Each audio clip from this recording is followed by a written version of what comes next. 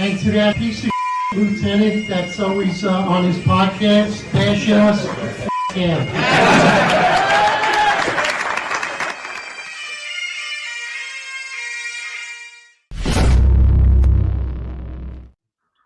All right, attention to roll call. That's right. Good morning, everybody. 8:05 live Eastern time, and of course, it is bright. It's early for me. 4:05 in the morning in the 49th state of Alaska. We got a great interview for you today. Corey Pegues, honorable career, a commander in the NYPD, in retirement, an author, and also a social media influencer. Corey Pegues commanded one of the busiest precincts in the entire city. Now, with that being said, before we get forward with this interview, I just want to preface today's segment in today's episode by saying John and I have never received so much hate as we did yesterday, such opposition. And I just want to say this is a free speech platform. And here we give everyone an opportunity. Opposition meets opportunity. Great minds alike. So if you don't want to watch it, please don't listen. But if you want to watch it, sit back. I think it's going to be a great time. Corey, it's so great to have you, brother. Outstanding. It's been a pleasure watching you on social media, seeing your career, seeing the byproduct of your book. So you got the shirt on, Once a Cop. Let's just jump right into it. Tell us some stuff we may know in the book or some stuff we may not know about you growing up. What, and if you could tell us growing up in New York City in your life, what was something that was so significant that you decided to become a New York City cop? Well, the first thing I gotta say, Eric, you're in Alaska. I gotta introduce you to the to my guy. He's the deputy superintendent of Alaska's state police. Yeah, you gotta know him. He's just, and you gotta interview the guy. He's a wonderful guy. The state police out there. You got to put me in touch with him because I've met a bunch of Alaska state troopers out here because I've been training jiu-jitsu all over. I go school to school. Yeah. And I'm fascinated with some of the cops telling me how they police and go to some little islands by themselves. It's fascinating. So please, make that connection. Sounds great. Yeah, we're going to make that. So listen, good morning to you and John. We've been trying to do this for a long time. Remember, y'all hit me up before and I was like, look, y'all got to read my book. Y'all at least got to watch the movie. Because, you know, one thing I hate doing interviews and people just Google my name. I can tell when they Google my name and just ask me generic questions. So it's like, I'm over that already. But, you know, I grew up in Queens, New York, Jamaica, Queens, Murdoch 198. Family of 6, 5 sisters, myself. You know, we had a house, a car, white picket fence. And then about the 3rd grade, my father, he left and things went downhill from there. My mother went on welfare. Lights went out, gas went out, sometimes water went out. Funny story, that's in my book. Me and my little sister, Torn, was playing with matches under the bed.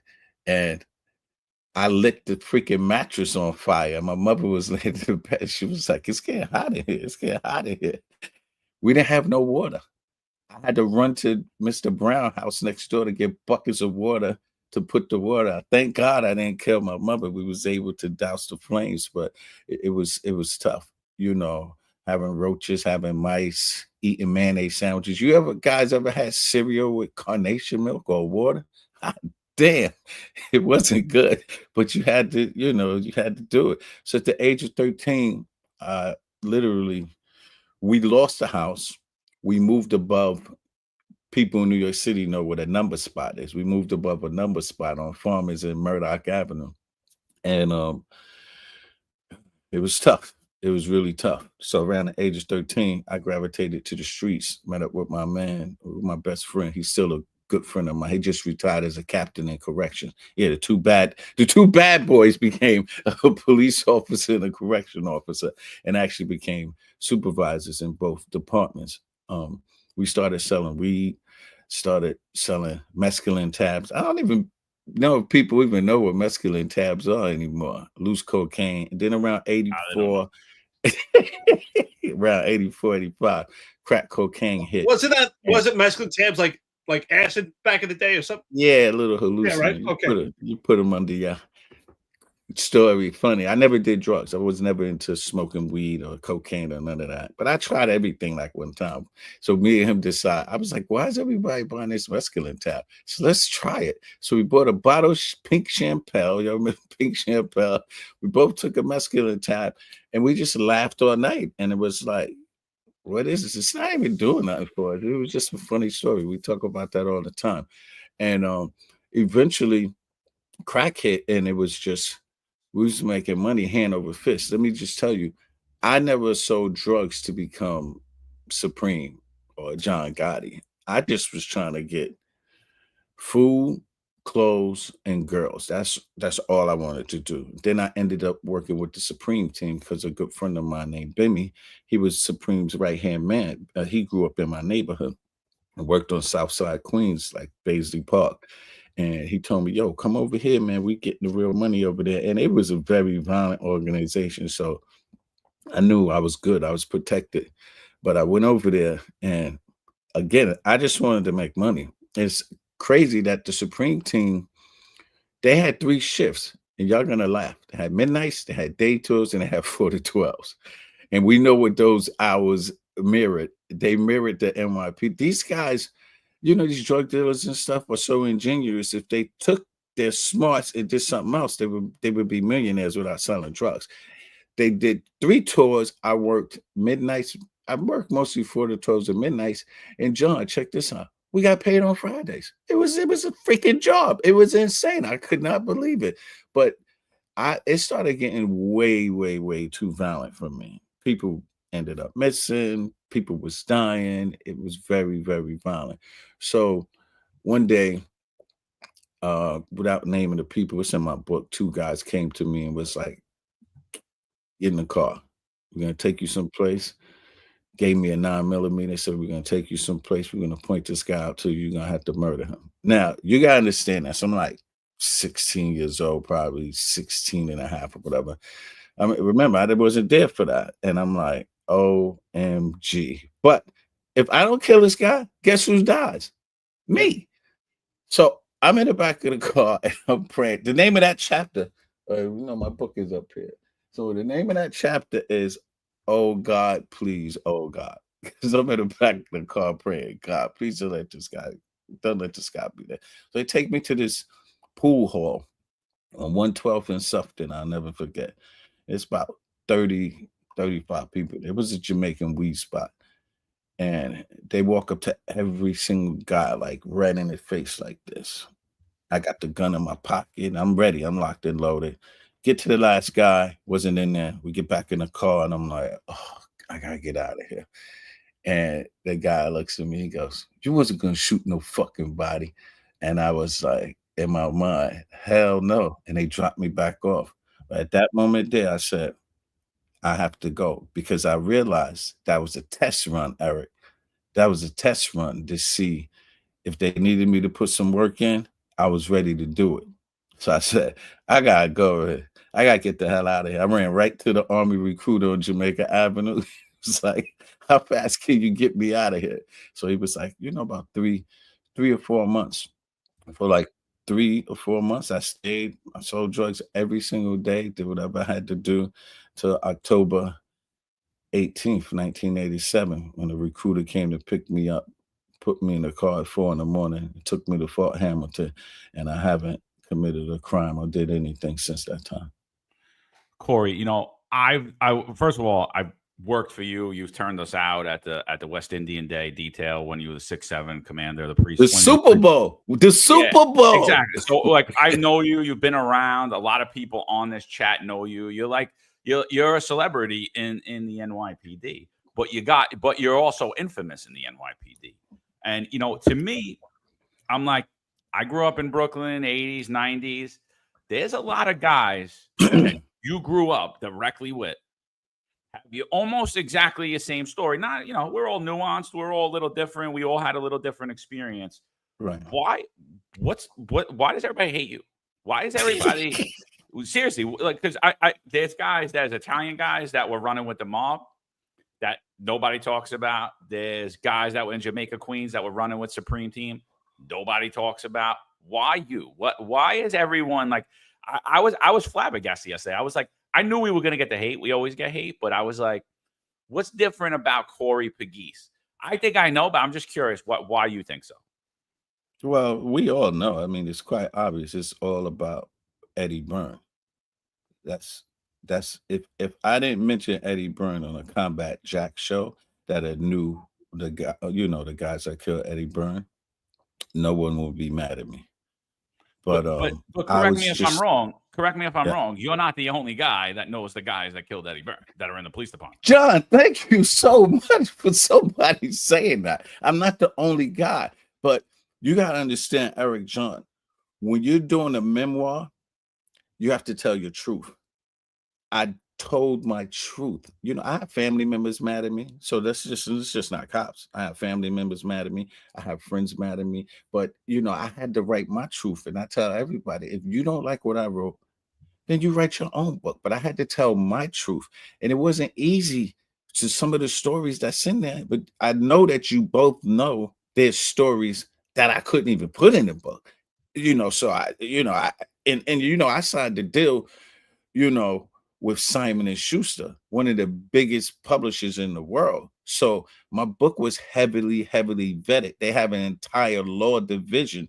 There was so many different revisions, so many people they had to speak out to. But what people don't know, Eric, do I have any over here? No. Remember those red date books? The year books? Yeah. I journaled for 20 years. In the police department. Nobody don't know that. That was one of the key factors in me getting my book. I journaled everything because I knew coming from where I came from, doing what I did and coming into policing, it was crazy. Oh, and by the way, it was the Supreme team. The reason they worked those hours was because it was easier to work with the cops on every shift. We was giving the cops $15,000 a week on my shift. So they was all on the take. Well, we know what was going on in 113. There was a scam. It was all over the city. We know it's 7.5, 7.3. It was those times. It was so much money coming in that everybody was on the take. It was just too easy. You know what's always fascinating to me is something that I learned to work in the NYPD, and we could probably all agree that most of the cops. So this is not a knock on every cop, but this is a reminder. If you are active and you fall into this category, this is a good opportunity to say to yourself, hey, wait a minute, maybe you're right. Most of the cops, unfortunately, get their information in the NYPD by third person, even when it comes to policy and protocol. And a lot of times we get misinformation with the NYPD. And I would say when it comes to certain policies and things, hey, before you make an assessment, before you get something third person, why don't you take a look yourself? And I think that's the beauty of having these interviews in long form platform. With so much opposition, I said yesterday, wow, why are we getting so much hate? It's because most of the cops I spoke to, I said, where are you getting your information from? It's because they heard it from someone else. They got it third person. Half of them probably don't even know what you look like because they heard it from someone else, right? So I want to ask you something, kind of like a two-part question. So first thing is this. What do you say to those critics that say that you're just trying to glorify being a street hustler to becoming a commander within the NYPD? And with that being said, because you like to call us truth tellers, right? Myself and John, and the rest of the Finance Unfiltered family, people like Adrian Schoolcraft, recently Tom Donlon. Do you think the NYPD fears truth tellers? And if so, why? Well, the first part of your question, I'm not glorifying. I never glorified. I just told my truth. People have to understand that. I just spoke my truth. And again, I could have put stuff in this book that would put me in prison. I couldn't even, if I really wanted to do a tell-all, I could have really, you all understand what the crack era was in the 80s. We know what it was. Killings, shoot, all kind of crazy stuff that was going on. So the main reason I wrote the book was to help. Honestly, I'm going to tell you why I really wrote the book, and then it morphed into what it is. I really wrote it for generations of Pegues, for my kids and my grandkids to see what happened, with my life. And then it just morphed into what it was. I could remember Pat Lynch doing a press conference saying, whoever signs him to a book deal, we're going to shut them down. And Pat with his mouth. I love Pat, disagree with Pat a lot, and talked about Pat all the time. But if I was in a room with Pat, I'm one of the first guys, and he'll tell you when he was running and nobody knew who he was, I was a sergeant telling all the cops in the 8-1, vote this guy. These old guys got to go. You got to vote this guy. But anyway, when he did that press conference, the guys at Simon and Schuster was like, fuck the police. We don't care. It's a multi-billion-dollar industry. How dare he say he's going to shut us down? So it just morphed. Eric Garner had just died. It was so much going on. And it was crazy at the time. But again, I just was just telling my truth. Eric, what was the second piece to that? Second piece? Well, it's exactly that, because you mentioned about telling the truth. And I feel that anyone that tells the truth, Agent Schoolcraft, Tom Donlon, this podcast, journalist, anyone that tells the truth about the NYPD gets attacked. Why does the NYPD fear truth tellers? It's like yourself. Right. They fear truth tellers. So I don't know exactly, but just my thought process is the NYPD we are cops. We are the creme de la creme of policing. I don't care what nobody says. I've been traveling the world, the country. There's no other police department like the NYPD. I love it. House, 2 cars, white picket fence. Daughter's a sergeant, nephew's a sergeant, numerous friends in the police department. I will never, the only time I say bad things about the police, when they do something I don't like, I'm calling them out. But they want to be so pristine. Like, it's okay. It's just like, I never understood it. Like if a cop has a controversial shooting or a cop beats somebody up and we actually see it on TV, it's okay for the police to say, hey, we don't like that. We don't condone that. And we're going to fix this. But we constantly say, let's wait for the investigation. Fucking investigation. We're watching it on film, man. Like somebody, it's on film. It's like Rodney King when I was in the academy.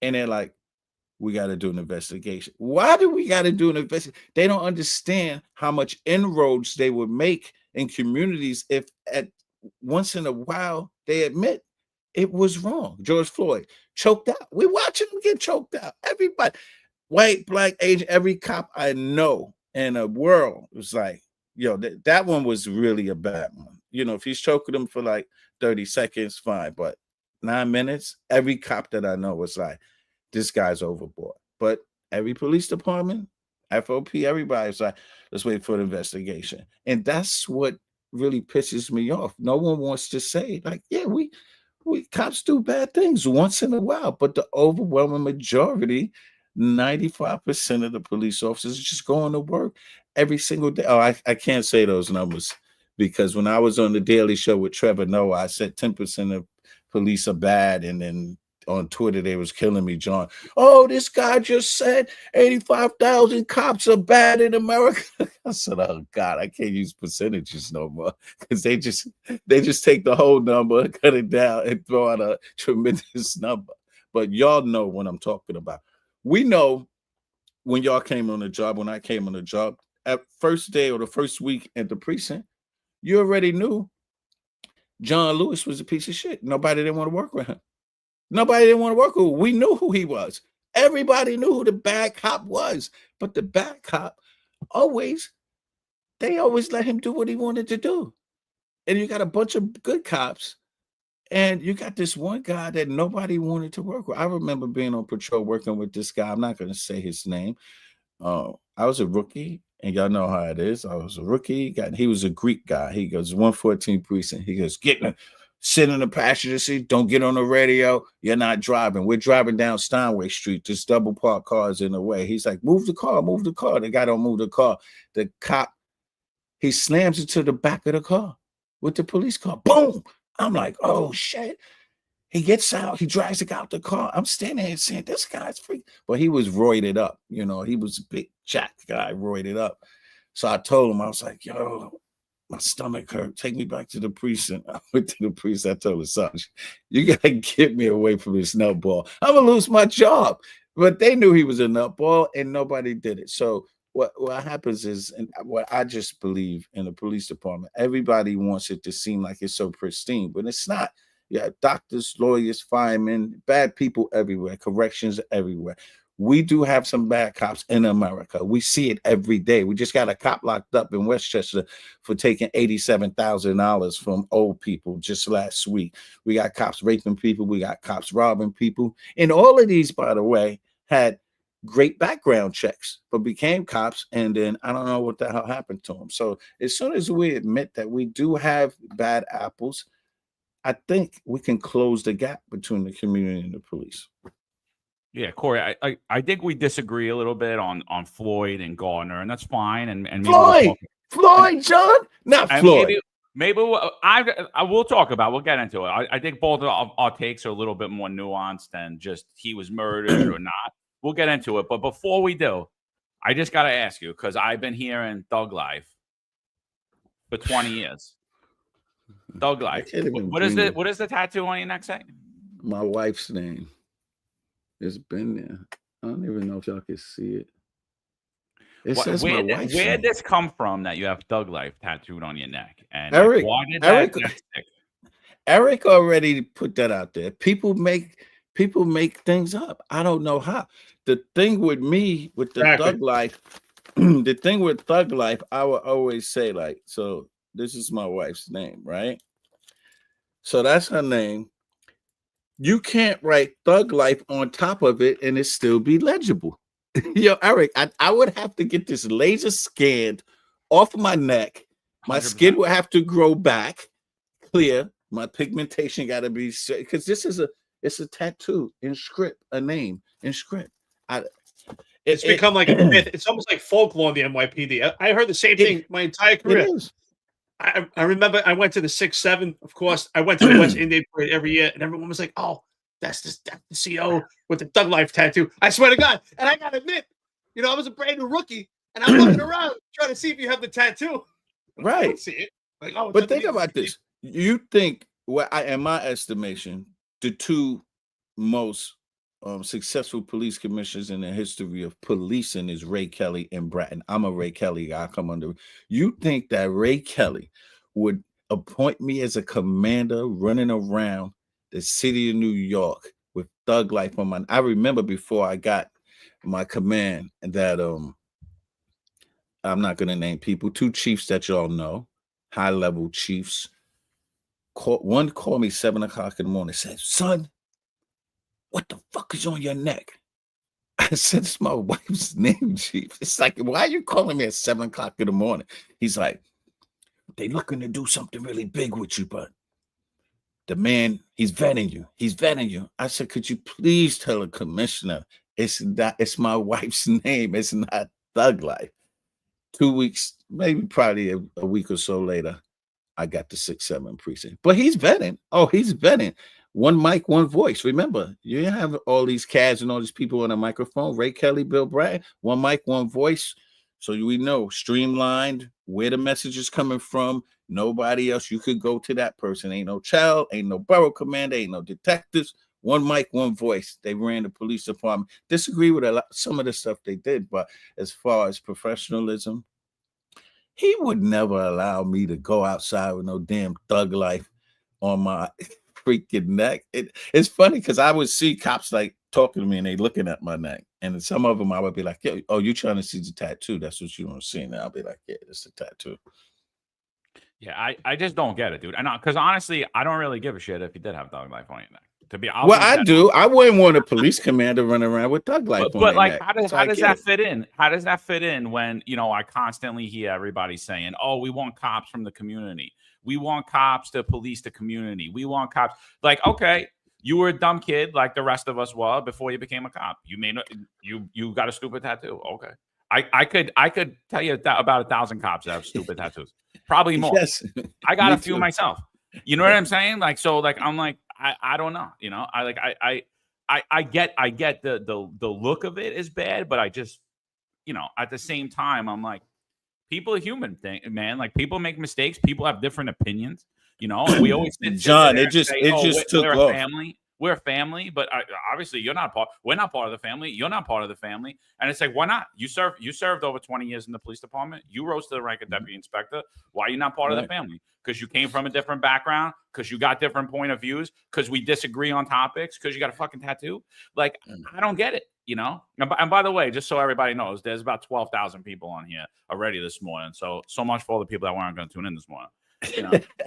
Yeah, but John, it just took off, man. I don't know. I don't remember what rank Eric I was, but like somebody told me you got thug life on you. It's funny. God bless the dad. One of my guys was Esposito. Esposito was my guy. My guy took me around, made sure that I was good.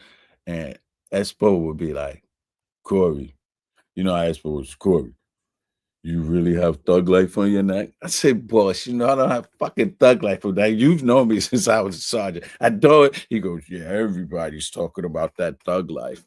Yo, man, it just took off so much that I just let it run with infamy, and it didn't even address it. Like some things you can't stop. You can't stop these things.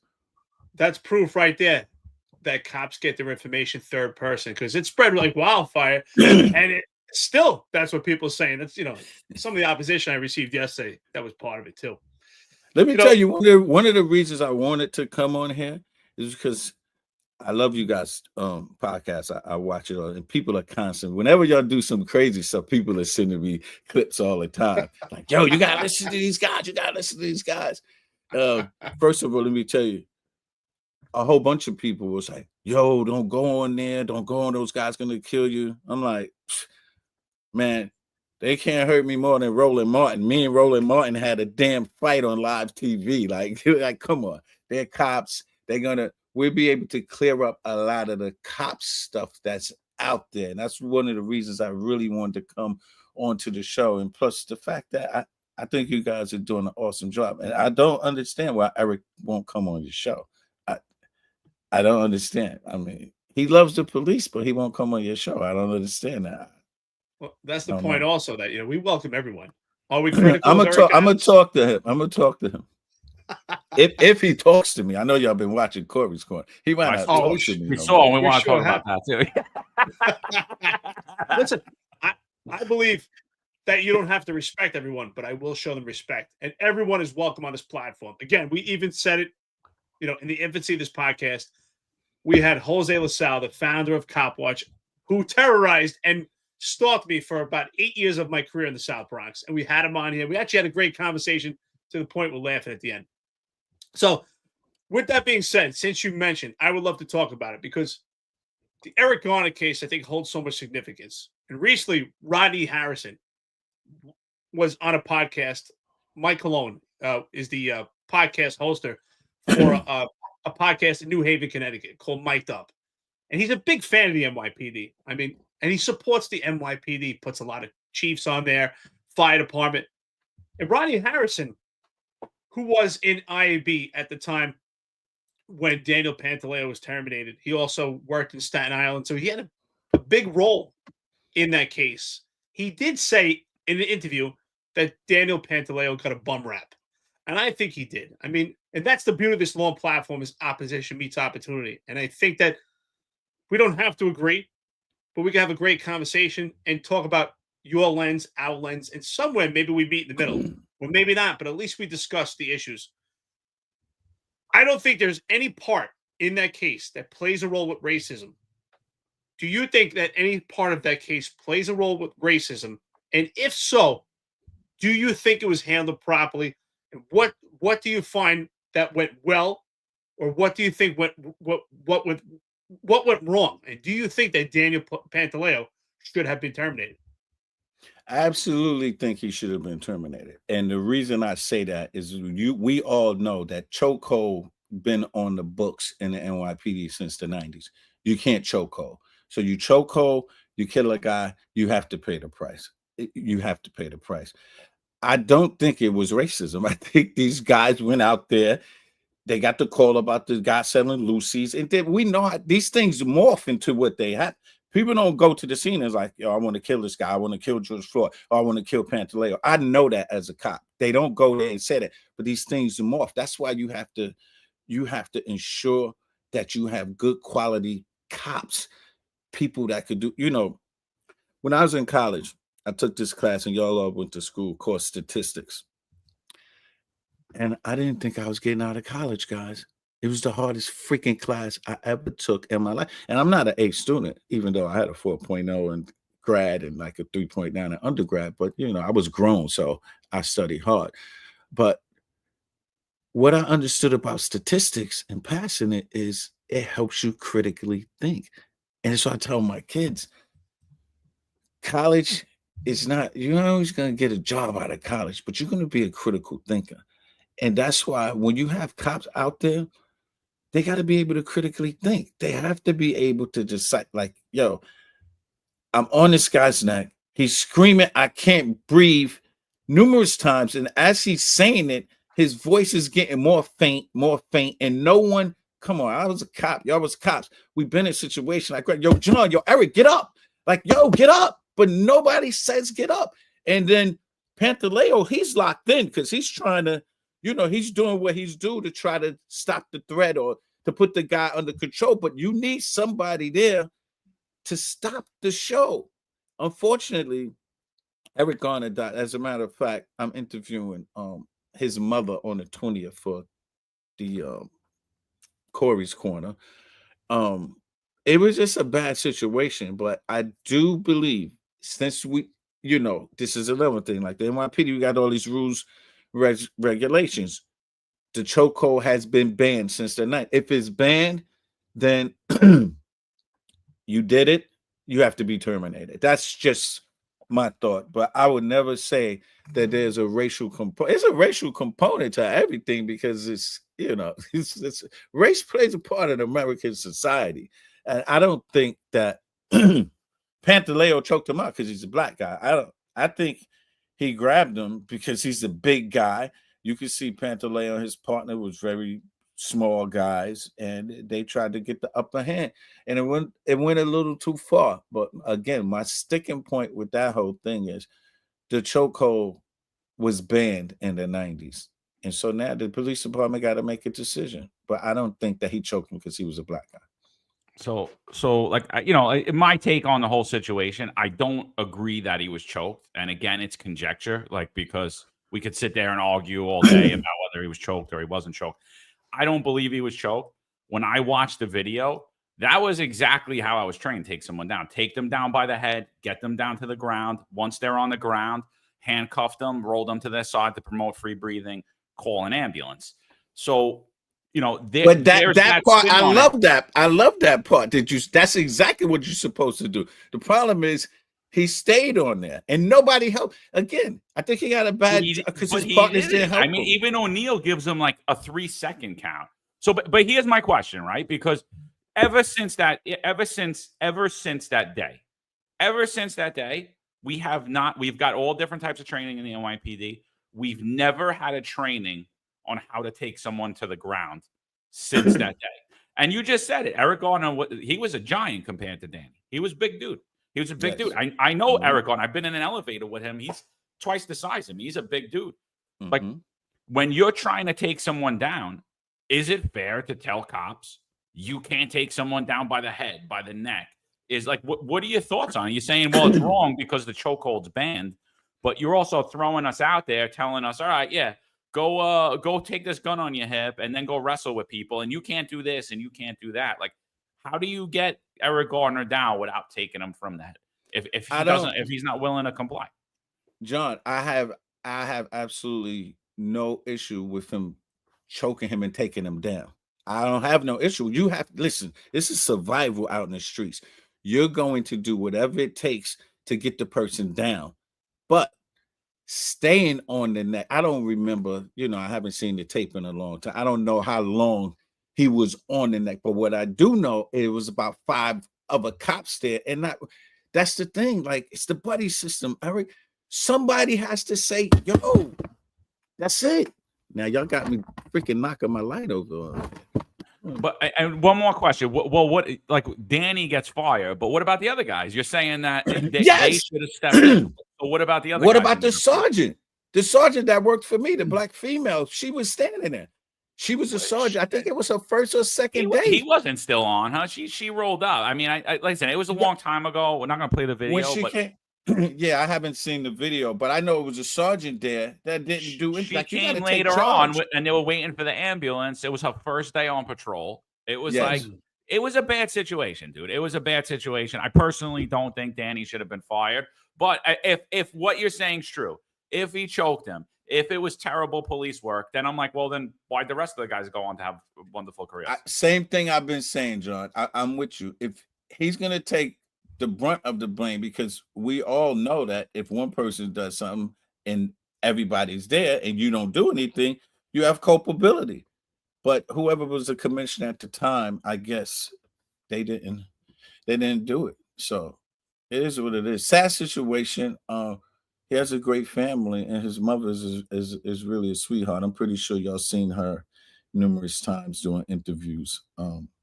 It's really a sad situation. I think this is tragic on both ends. I think two lives were altered forever. Eric Garner lost his life tragically, and Daniel Pantaleo, his life is altered forever. But I do think it's kind of contradictory. In a sense, we're saying that in the early 90s, since the 90s, we shouldn't use chokeholds at all, but we're also saying we don't have a problem with it. I think this is where I find the fault on the leadership, not just this administration. I know I'm extremely critical of this administration, but the administration throughout the NYPD history that I know of, what I've read, what I experienced, and what I see now, is we never take ownership. And I think the NYPD should have taken ownership and said, listen, obviously, we need to do better as far as our training and find other avenues on how to handle a big man like Eric Garner with pre-existing medical conditions. Because I can tell you this, I trained my entire life in various different martial arts. I compete in fight gyms, boxing. I've done right now. I do jiu-jitsu. Even at 45, I do jiu-jitsu almost every day. And I can tell you this, if you walk into a jiu-jitsu gym and you try to wrestle for 20, 30 seconds and you have pre-existing medical conditions, you might not make it out of there either. You might meet your demise. And this is why I think we don't give the cops enough benefit of doubt. That when we're out there in the street and someone is not in compliance, you're putting your life on the line because, for one, you're not a trained fighter, so your cardiovascular ability is not up to par. And even though we say non-lethal or less than lethal options, anytime you're in an altercation, it may turn out to be lethal. It could meet your demise. And I think that we didn't give Daniel Pantaleo enough rope to say, you know what, we fail with our training. And personally, I think it's a smart tactic to bring someone down to the ground by their head. And some people say it's too long, but we all know, and Corey, you in that position, so is John, and so is myself, time gets distorted when you're a cop. And that's why it's so important. I think we put so much emphasis on Daniel Pantaleo. It's so important that we police our own. It's so important that everyone else says, hey, okay, take your hands off. So I think just as if someone gets charged with burglary and you're sitting in the car, you're the getaway driver, you get charged with burglary also. And it's the cops that need to police each other. And this whole idea, well, it's too long. I think that time gets distorted, especially when you're in that position, you're under duress. But I think that termination didn't do any good. I think it actually does more harm. What are your thoughts on that? I mean, you think that what? I think that the termination of Daniel Pantaleo doesn't make things better. It does more harm. We didn't get to the root of problems to find better training, and we just put a Band-Aid on it and send him out there to try to put out a fire. I mean, I don't think that it does any good for morale. It doesn't do any good for the public. I don't think we saw any benefit from it. There should be, okay, what do we learn from it? Mm-hmm. It's not a bad. I think John had mentioned there was no training. I thought that they had training, John, after they were supposed to. Corey, it started with the dude on his belly and down on the ground. I'm like, that's great training. How did he get there? How did he get to the? And I wasn't allowed to ask that question. I'm like, wait, time out. The Garner incident started on the street. They were right next to a plate glass window, and you're giving me training with a dude on the floor with his hands spread out. I'm like, come on, it's not realistic. You know what I'm saying? Like, I'm like, this, that you come on, you grew up in the street, you were a cop a long time, dude. Right. You know, and like that was the issue with the it's like I'm saying they still haven't came up with every training till today starts with the dude on the floor. And I'm like, how did he get that?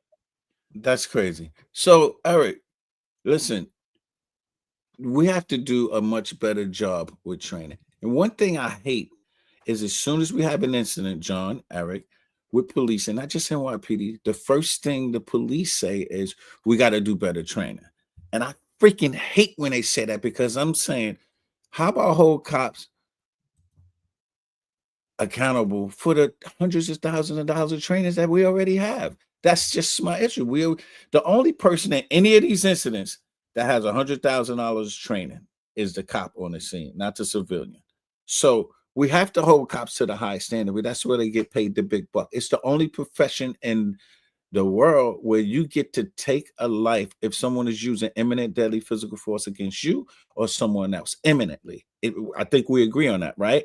That's what it is. So that's why a lot of times cops don't get convicted of crimes, because after you go to a jury and you break stuff down frame by frame by frame, you notice that, oh, the cop, he or she really didn't do, or these were the situations that they was faced. So we have to do better with the training. We have to do a lot better with the training. But Eric, you hit it out the park. Your buddies, I learned, I was in the military for about 16 years, 3.5 years regular, about 12 years. The buddy system, everything is the buddy system. Your buddies have to watch your back. Every time I see these situations, or even like these shootings, like where an unarmed person getting shot, and like the partner never shoots, like the partner wasn't in fear. Like, why is the one cop always is the one that does the shooting, and the other guys are standing like they weren't in fear? Like, we have to do more communication. Take cover. A lot of times these shooters, and now y'all know, most of these shooters are what, 3 to 5 feet in distance. It's not like TV where it's standing behind a tree saying, hey, you got a clear shot. Hey, you like walk up on a guy and boom, it just happens. It just happens. But I have no problem retreating. Cops got to also learn to retreat. Like, it's okay. Somebody pull a gun, I'm leaving. Maybe I'm going to do some suppressive fire till I can get behind some cover, a steel engine, a mailbox or something. But it's a tough job. I just thank God that, I never killed nobody in the streets or on the job. So I have to be clear when I say this stuff, because you're listening. I knew you were going to get to that. I was like, he's going to clarify. Right? Yeah, listen to that. Listen, So Corey, I don't want to go back and forth all day on history. Like, we could definitely do, like, if you want to come on, we'll talk about videos or any new videos that come out. Love to have you on, get your perspective on it, but like, this show's about you. I'm gonna be a guest now. Don't worry. I'm gonna be a guest now. Don't worry. We got a Friday roundtable. Yeah, absolutely. But so, like, back to Corey Pegues, right? You were a street kid. You did some dumb things when you were a kid. Congratulations. So did we all. I got locked up twice. I don't think you did. So, like, you didn't get caught. You were smarter than me. So congrats to you. I did get caught twice. You never got caught. You did get locked up. All right.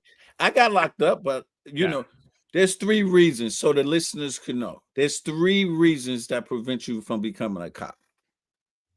NYPD. 1, convicted of a felony. 2, convicted of domestic violence. And the 3rd one, I can't remember. You give me a second, I'll look it up. But these are the only 3 reasons. That's why people say, you lied to become a cop. And I'm saying, I never lied to become a cop. I answered the questions that was given to me. I remember my next door neighbor coming to me and telling me the cops knocked on the door. They was here asking questions about you. So I'm like, I was really nervous. Like, damn, am I going to get this job? Because here I'm married. I got 2 kids. I just got out of the military. I'm trying to get my life at this point. I'm 22, 23. I'm trying to get my life. All this stuff. People want to lock me in from 13 to 18. Like, I'm 56. Those 5 years, that's your life. That's what it was. We're going to throw you in the garbage forever. Like, I have no room for change. Absolutely not. Let me show you guys this really quick. Y'all know who this guy is? Kevin Lowry? Nah, I don't know who that is. from thief to chief. He was a 3-star chief in Nassau County. He was part of the family gang in the 70s and 80s, extortions, shootings, all kind of stuff. Book, newspaper, nobody hates Kevin Lowry. Nobody hates him. No, nobody hates him. Nobody hates him. I mean, this is insane. But even bringing it more close to home, do y'all know Mike Moyer? I know Mike Moyer. Yeah, my Chinatown gang stories. I know him. I work with Mike. Mike, Chinatown. He was in the Folk Chin gang. This is a very violent Asian gang, and he rose to the rank of detective in Brooklyn South and NYPD. And I applaud these guys because he joined the gang. Mike joined the gang. I think when he was 16 years old. And these guys are grown. You have to understand. When you grow up, well, I grew up in a low social economic neighborhood. It was gangsters, pimps, hustlers, and rappers. I tried rap for complete transparency. I tried rap for one day and knew I had to just keep selling drugs. It wasn't going to work. It could probably work today with all of these rappers out here. Well, I grew up with Run DMC, LL Cool J. Like, these are friends of mine. I wasn't on their level, but that was and again, but I made the choice. There was a lot of my friends that didn't make the choices that I made, but I made that choice because that was the quick money. I needed food really quick. I needed clothes really quick. I was wearing my sister's jeans, so I had no time to like work at McDonald's and do all of that stuff. When a guy was saying, "Here, I'm gonna give you 20 bags of weed. You sell them for $5 a pop. I'm gonna give you $20 off every 100 pack." And I was like, $20? I could buy me a Hero. I can get me a fruit juice, and I can still have, $12 in my pocket. Probably more than that back then. A Hero was probably $1.50. Now they're like $12 freaking dollars. But that's all it was really about. The choices I made weren't good choices. But one thing, I don't regret anything I did in my life, except we ain't talking about relationship stuff, but just the stuff that I did in my life. I never killed anybody. So, or the only thing I always think about once in a while is, did I sell somebody a vial of crack and they took the hit and died? But I would never know that. That's the only thing where I think like I was doing. But other than that, I didn't kill nobody. As a matter of fact, John and Eric, I had so much fun. We didn't even know it was that dangerous. It was what? 2,500 homicides when I was out there. But we was just having, it was just a bunch of childhood friends selling drugs and have fun until once crack came and guns and robberies and people dying, it didn't become fun anymore. But Core, my point in my question actually is like, so you get past that and you get the opportunity to be a New York City police officer. Who was Corey Pegues as a police officer? A rookie coming in the police department. Like, what was your ethos?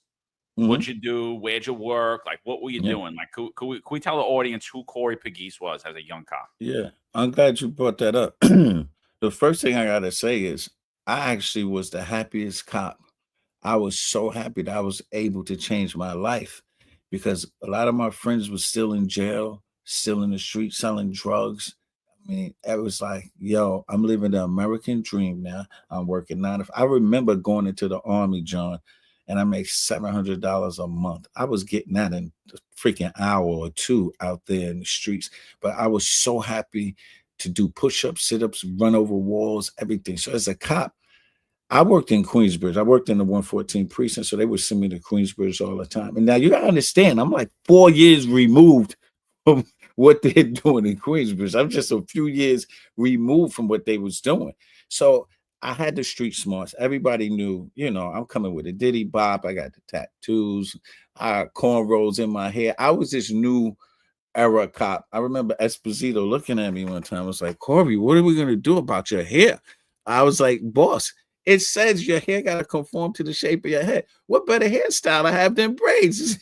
It's cornrows. It's conforming to my head. So it was new era. And, most of the old guard wasn't used to somebody coming in like that, able to, look like the person on the street where we go into these areas to lock up. He's walking through the door with a gun. Like, what's going on with it? But I was able to talk to my partners let them know. I remember being on patrol with my partner one time, and he's saying, let's stop that guy. I was like, what are we doing? What, you see something?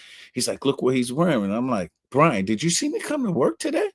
I got the same shit on. Like, what are you talking about? Just because his pants is sagging a little bit, like, come on, Brian. You gotta give me a little more than that. But he taught me stuff too. His father was a homicide detective in Midtown South. So it was a yin and a yang. We was able to teach each other things coming from where I grew up, how he grew up. And it was just really me just trying to impart on the officers that work with me, like, yo, all of these guys ain't bad over here. Their parents live in the freaking projects. Trust me, if they had a choice, they wouldn't live in the projects. But if this is where they grow up, so those guys doing the pull-ups over there on the scaffolding, that's their backyard. That's their front yard. You don't understand? Like moving all these guys. Where you gonna move them? It's 90 degrees outside. It's 110 and it's 110 in the apartment. What are we gonna do? Like, you can't lock your way up out of this stuff, man. We can't lock everybody up. Some of these guys are good guys. So I was always about teaching the cops that I work with, making sure I bridge that gap with the community and police. The community loved me, but I was no nonsense. I wasn't on the take. I wasn't letting nobody go. I remember me and my partner stopped somebody on the Grand Central Parkway, and the guy had a bag in the back. I was like, yo, what's in the bag? He was like, I don't know. Anyway, the bag got $30,000 in it. I'm not going to name the cop I was working with. He looks over the hood of the car at me like, jackpot. And I was like, fuck you. We vouchering this. Because I was so scared. Eric, John, you got to understand. I was already nervous that I'm coming in here, all hip hop. They probably don't want me here. This might be an IAB test. I'm not taking it. I was doing the math. 35,000, 20 years, it's going to be almost, whatever, $800,000 job for 30,000. We bust it down 15. I lose my job. My family's going to be, just voucher the money, voucher. I never knew if it was a test, but I had straight integrity. I didn't play. And anybody work with me or for me, they'll tell you, I didn't even treat people bad. I took care of my cops. I don't care. All this hate that you got coming on, I go to police functions. I don't even know who hate me because everybody hugging and kissing on me, Eric. I don't even know. I don't, just like you guys. Y'all go out. Guys are hugging and kissing on you. They're the same people on here saying the shit about you. It's true. It's true, bro. The same people. So it's funny you say that. It's funny you say that. A lot of the hate that we get, I'm sure if we see those people in person, and a lot of them are fake monikers, they probably kiss and say hello. Right. But they have to sleep at night. They have to know who they are. And that's why I say, John, I tell John all the time, but you know what's great? I said a lot of these guys, especially upper echelon of the NYPD, they have to live two separate lives and pray they never get recorded because what they talk about in the locker room is far different from what they talk about. I said, we never have to worry. The same thing we say behind closed doors, the same thing we're saying now. It sounds like you're here too. Now, listen, I want to tell you this. I'm a firm believer, and I grew up in some rough neighborhoods in New York City, and I traveled around a lot. I grew up in some rough neighborhoods, and I think everybody deserves a second chance. I really do. And I think that there's value, even if you're mischievous and you're doing bad, there's value in what you saw. And you said, I don't want this life. I want a different life. You know what? You were in a gang that had, that wasn't for good. And you joined the gang that was for good.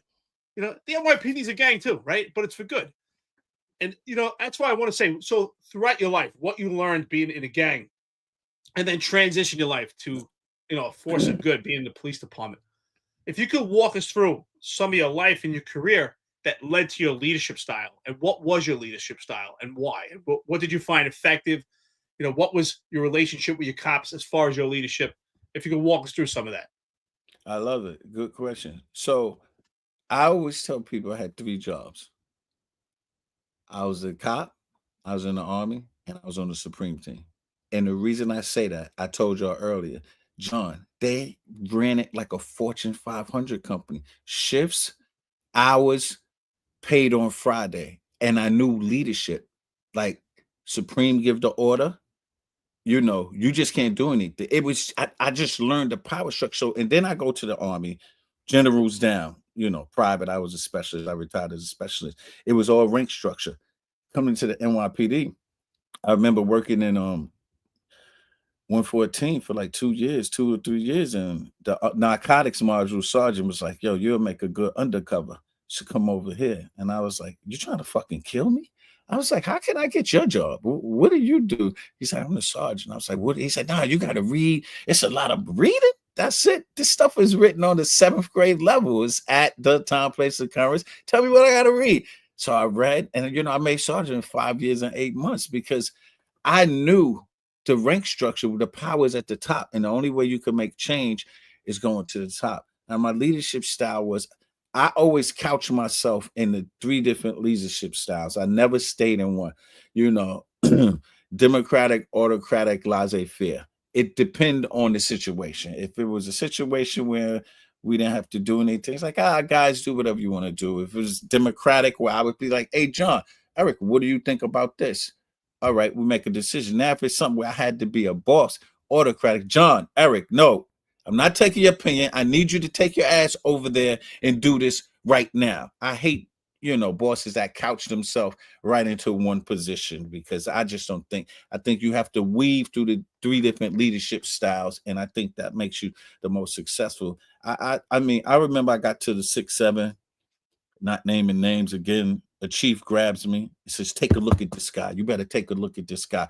He only got 2 years. He got like 6 CCRBs. So I get the CCRBs. I look at him. They're all beating him up. First thing I'm like, why Billy Aubrey didn't get this freaking baggage? Why I get it? Billy just left. I love Billy. Good guy. But why y'all gonna put this on me? So I grabbed the guy. His father's a 2-star. I think his uncle or his dad is a 2-star chief. So I got to deal with that too, right? So I'm like, yo, what's going on, man? You only been here for 2 years. You got 6 CCRBs. They all beating people up. And he tells me, he says, listen, he said, I didn't understand the people. I said, oh, the people. You didn't understand the black people. He's like, yeah, I really didn't. He was honest. I didn't really understand the people. Because, again, all he's hearing is, I'm going to 6-7. These Flatbush fucking animals. They're beating everybody up. They're shooting. And I said, hey, listen, guy, those people look like me, man. Ray Kelly put me here for this. Those are my people. We can't have this no more. I said, don't worry. Grab the sergeant. I said, hey, Sarge. He's your driver now every day. So I don't want, no, he's driving you every day. You're going to teach him the job the right way. I ended up putting that guy, I don't know, anti-crime or order larceny. After a while, he became one of my best cops. I did that. But those are stories that people don't know about, There's I get a call from Donna Jones. These are some names y'all know. She's the chief of personnel. She called me, Corey, you signed off on this paper? I was like, what are you talking about? Send it to me. She sent it to me. So I didn't sign off on this. So I called a supervisor meeting. I said, somebody sign off on it. Make a long story short, I'll GO15 everybody. This was just a play. John, I'm squeezing him, see if I could get an answer. Then the lieutenant comes in my office one day. I could see a look on his face. I said, you signed that paper? He says, yes, boss. I said, hey, this was my best freaking lieutenant in the 6-7. Best. So I said, listen, don't worry about it. Good. You good money. Just don't do it again. I said, God, you can't, it has to go through me. I ended up giving that guy special assignment. Called Gianelli. Said, Gianelli, I got this really good lieutenant. I just saw him at a funeral recently too. He goes, Mike, his driver, Mike, put Corey's guy at the top for SA. So all of that on the grid, I don't believe in none of that. None of that stuff work. I called, boom, next week the guy gets promoted. That grid is like this fictitious matrix. Like, you really want to know what goes on? Mm-hmm. So those are stories that people don't talk about, that don't know. Those are just personal stories to me. And I have a whole bunch of those stories. And by the way, all of these guys is SA paid promotions. All of these guys was white, Italian, and Irish guys. But if you let people tell her, all you did was promote black people. I mean, I could bring those guys on and they'll tell you, I go through a war for this guy. This guy took care of me. These lieutenants call me to this day. Every Father's Day, they text me, thank you for what you did for my family. Come on. So I don't, all the outside noise, John, I really can't. I don't really listen to it because I would go crazy. Look at this. Look what they did to me. No, I totally get it, dude. And that's the thing that, I kind of wanted to talk to you about is because, I was in the Brooklyn South when you were the CO of the 6-7, and I knew a lot of your crime guys, and they were white Italian guys, like you're saying, and they did a lot of work for you, and they were very aggressive cops. I remember doing a West Indian Day, And I remember your crime guys coming out with an AK-47, and they're like, yo, you guys better be careful out here tonight. Nobody's playing. And then you gave a roll call at that speech, and it didn't sound like anti-cop to me. You know what I mean? It didn't sound like an anti-cop speech to me. Like it, and a lot of the guys I know that worked for you, whether it was in the 6-7 or other commands, they always say, I got no problem with Corey Pegues. He was a good CO. He was one of my best COs. And and that's the thing. Like a lot of people just go on what they hear. So I kind of wanted to hear it. I never actually sat down and spoke with you. So, right. Like that's my thing. Like when, as a supervisor, like while being on your leadership, what would you tell your crime guys? Like, what would you want them to do? And because I know you've spoken out against some of the tactics we use, and so have me and Eric. Right. But like, what was your mission? Like, what's your perfect world? If you could tell, if you could make the police department do whatever you want tomorrow, all of them, like what would be your mission? How would we police? How would we keep crime down in this city? What's Corey Pegues' world look like? Oh man, that's a simple statement. It's like I would say a roll call: treat everybody like you would want them to treat your mother. That's it. Like again, in those 3 leadership styles, sometimes we gotta go in there and be like, yo, motherfucker, move.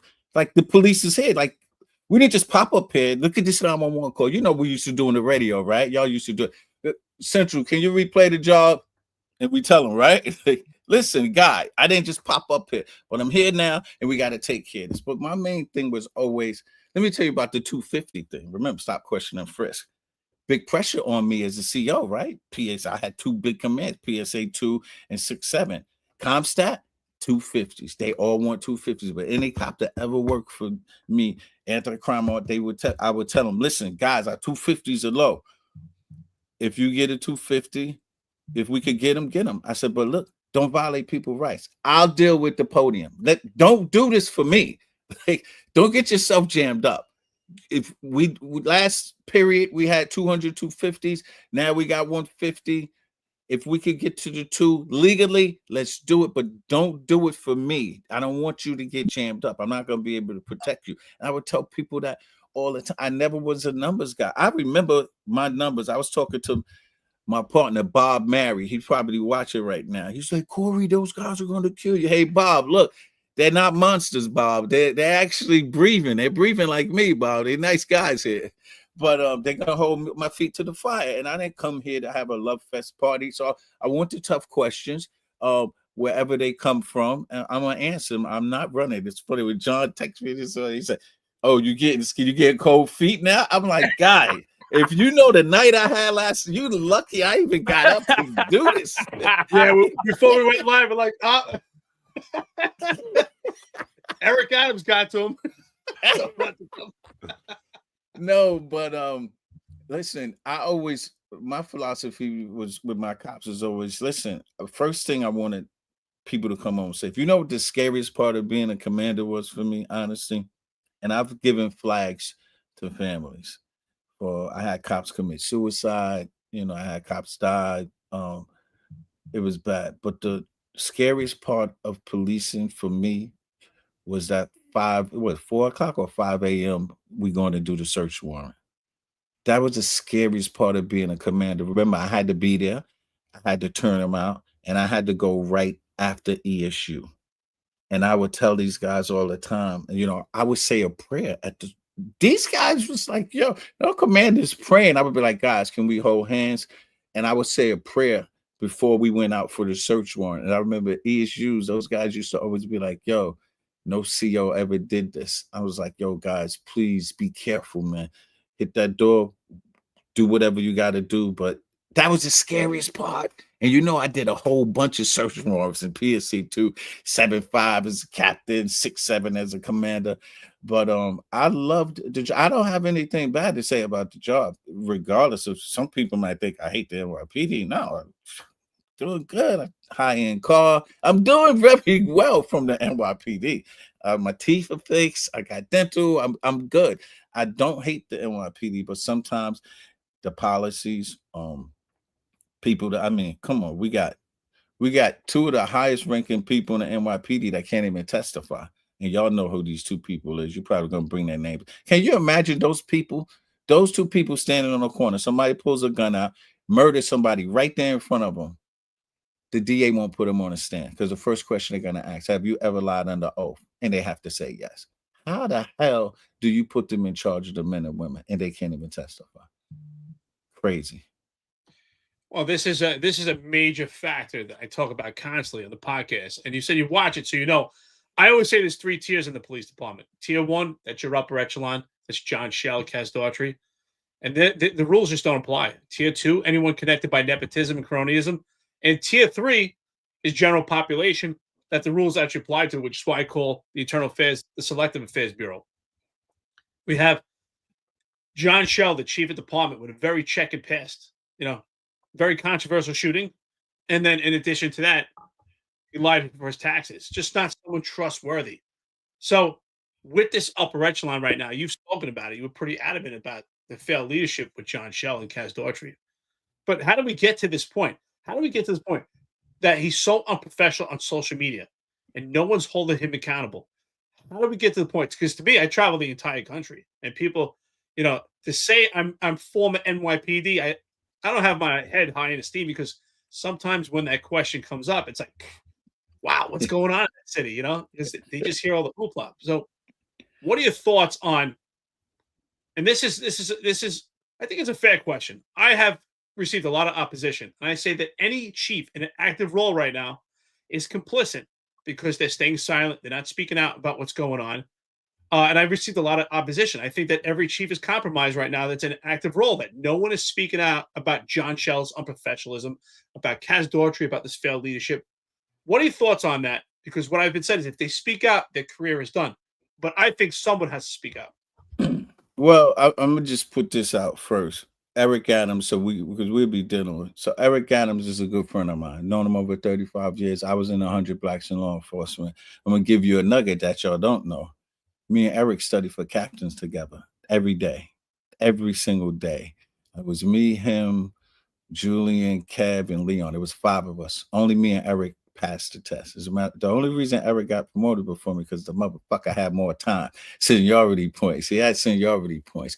So I got to put that out there. And so I'll be very measured with my comments about him. I know him, the Banks brother. We know who I know. I know all of the players. But I think Eric has failed the NYPD.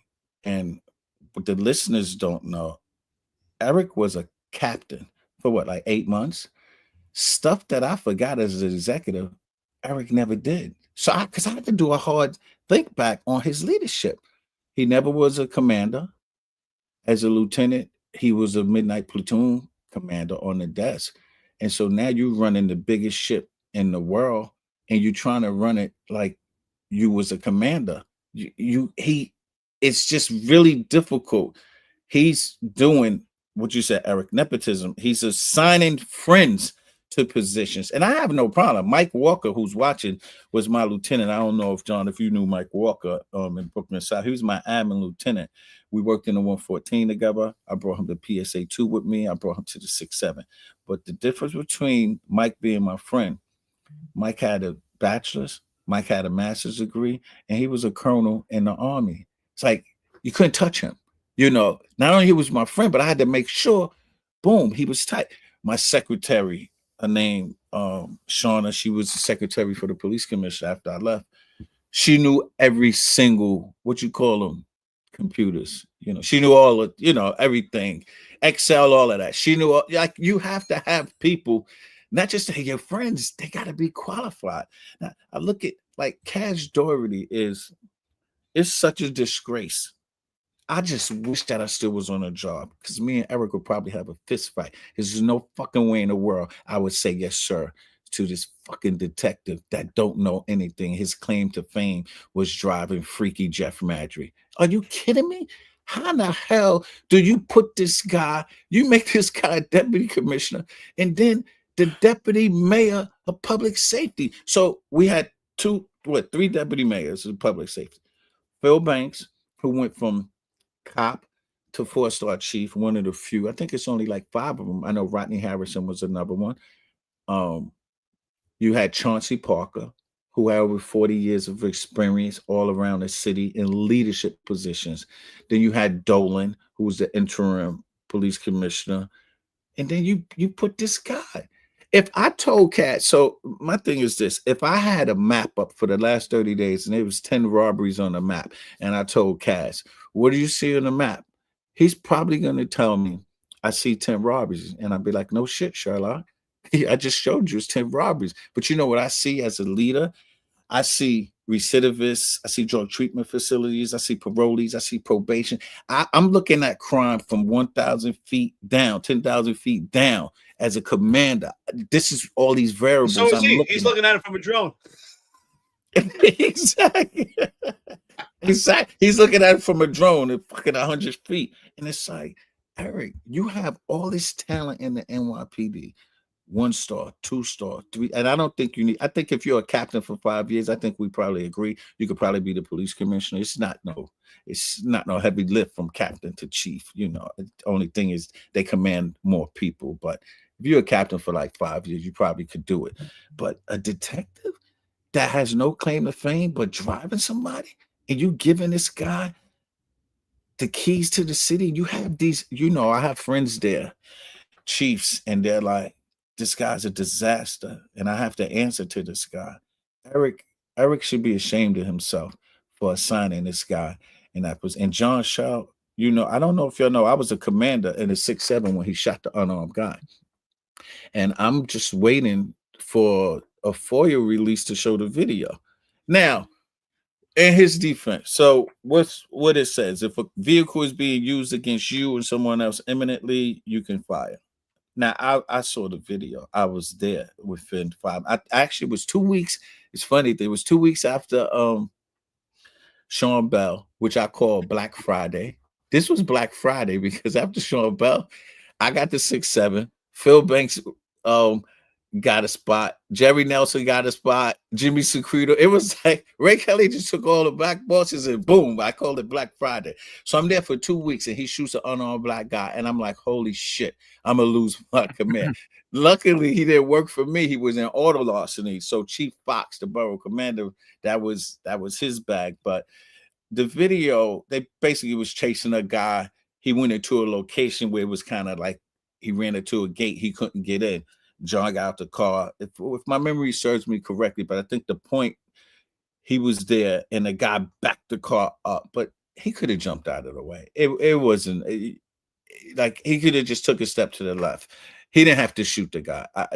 That's why they gave out like $2.5 million in the civil trial, because it wasn't something that he had to shoot the guy. The guy wasn't looking to like run him over. He was actually trying to get, he didn't want to get caught. But not only that, but the stuff you're seeing in the media, and I have issues with Ray Kelly, but can you imagine this stuff going on? If Espo would have went to New Jersey and took a picture with President Bush without Ray Kelly's approval, oh my God, it'd be hell to like none of these things. I asked Eric about that on my podcast one time, like, yo, they're fighting with the media. He goes, isn't it time that we fight back? No, we should be taking it out of it. We're in the public eye. So people are going to talk about the police all the time. You got to have thick skin. You can't be going back and forth. Yeah, I said the police department looks like a joke. You're saying we got to fight back, but people are looking saying, aren't you supposed to be professional? Like, this is what you get paid the big bucks for, police. First thing you got to understand is you're going to be criticized. A lot of people don't like you, and there's a tremendous amount of people that do like the police, but you're not going to hear about the police that like you. One thing I used to hate, you guys remember, you get a command as a rookie, you come in, they bring all the pastors and all of these people to talk to. You know what I used to do in PSA 2 and the 6-7? Sometimes the cops didn't like it. I would bring former criminals to talk to the roll call. Now, I would have my community affairs vet them like, oh, this guy did 10 years in prison. He works for UPS now. He hasn't been in prison for 30 years. Bring him to talk, because at 2 a.m, the pastor ain't gonna be outside in the corner, but this guy's gonna be out in the corner. This is the guy that's gonna help you. I was just trying to do different things. So they bring Miss Jones. She's 75 years old to talk. I don't want to see Miss Jones. She can't help my cops. I need to bring some people in from the areas where they're gonna be at. That's gonna help them when they get their ass beat at 2 o'clock in the morning. So you know, my thing with Eric Adams, I personally think he's a terrible manager. I think his appointments were horrific. Honestly, I think just from a public relations standpoint, and then when they actually got the opportunity to be in the big boy seat, what they did there, it's like clearly they're not qualified for this position. But my biggest knock on Eric Adams, and the thing that made me one of his biggest critics, is his take on the vaccine mandate, where he just basically, Bill de Blasio was like, here, fire all these people. And he's like, okay.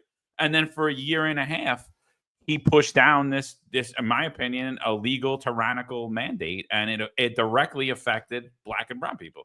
Like, they were the most disproportionately affected. I was a lieutenant. I was in charge of like 800 people, most of them minority women with first jobs, single mothers. And they're coming in my office hysterical crying, Lou, I don't want to put this in my body. And I'm like, I'm not doing it. Like, I'm not doing it. I don't think it's right. And the thing that bothered me the most is that when I look at Eric Adams or I look at you, are you guys controversial figures? In my opinion, yes. But in my opinion, you're also success stories. You come from nothing and you become a commander in the police department. Eric Adams rises to the top of New York City, right? And in my opinion, he totally forgot where he came from. I'm like, you fired me because I wouldn't take well, he didn't fire me. He constructively fired me. But people like me, people like Marlon Bethel, another immigrant Black man, you fired him because he wouldn't take a vaccine he already had antibodies for?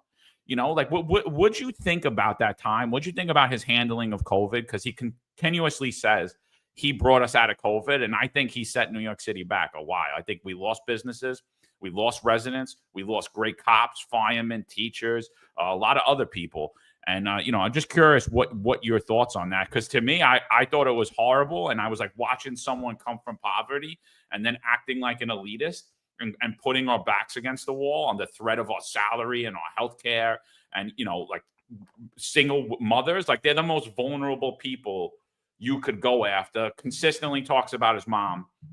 And I'm like, could you imagine somebody did that to your mom? I would never do that to a woman. Like, I would never put, you're not going to be able to feed your kids. You're not going to have health care. You're not going to have a roof over your head if you don't do this thing that, by the way, even if you take it, you're still getting sick over.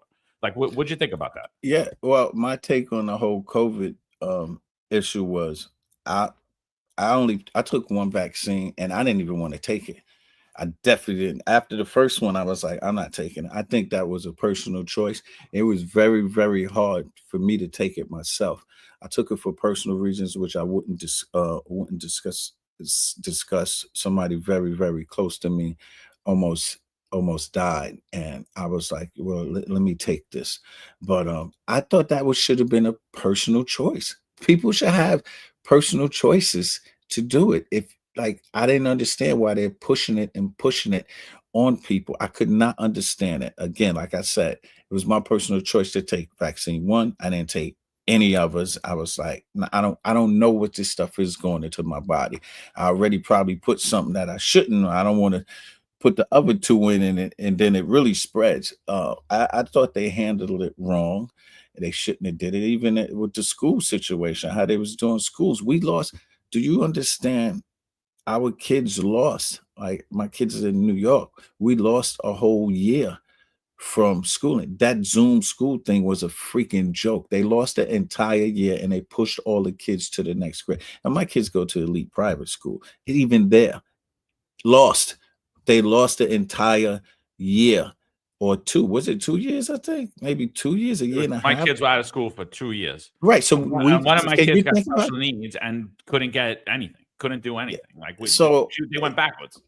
But the only thing in his defense was this was something new.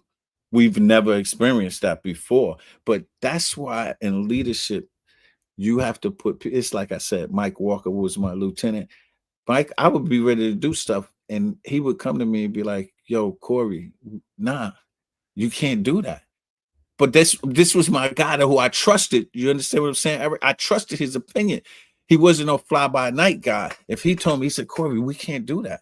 Nah, you can't move this guy off the day. You know, I'll come to work freaking mad, like, yo, take John off the midnights. Put him on the 5 to 1s. It's like, Corey, no, you got to calm down. You have to calm down. We can't do that.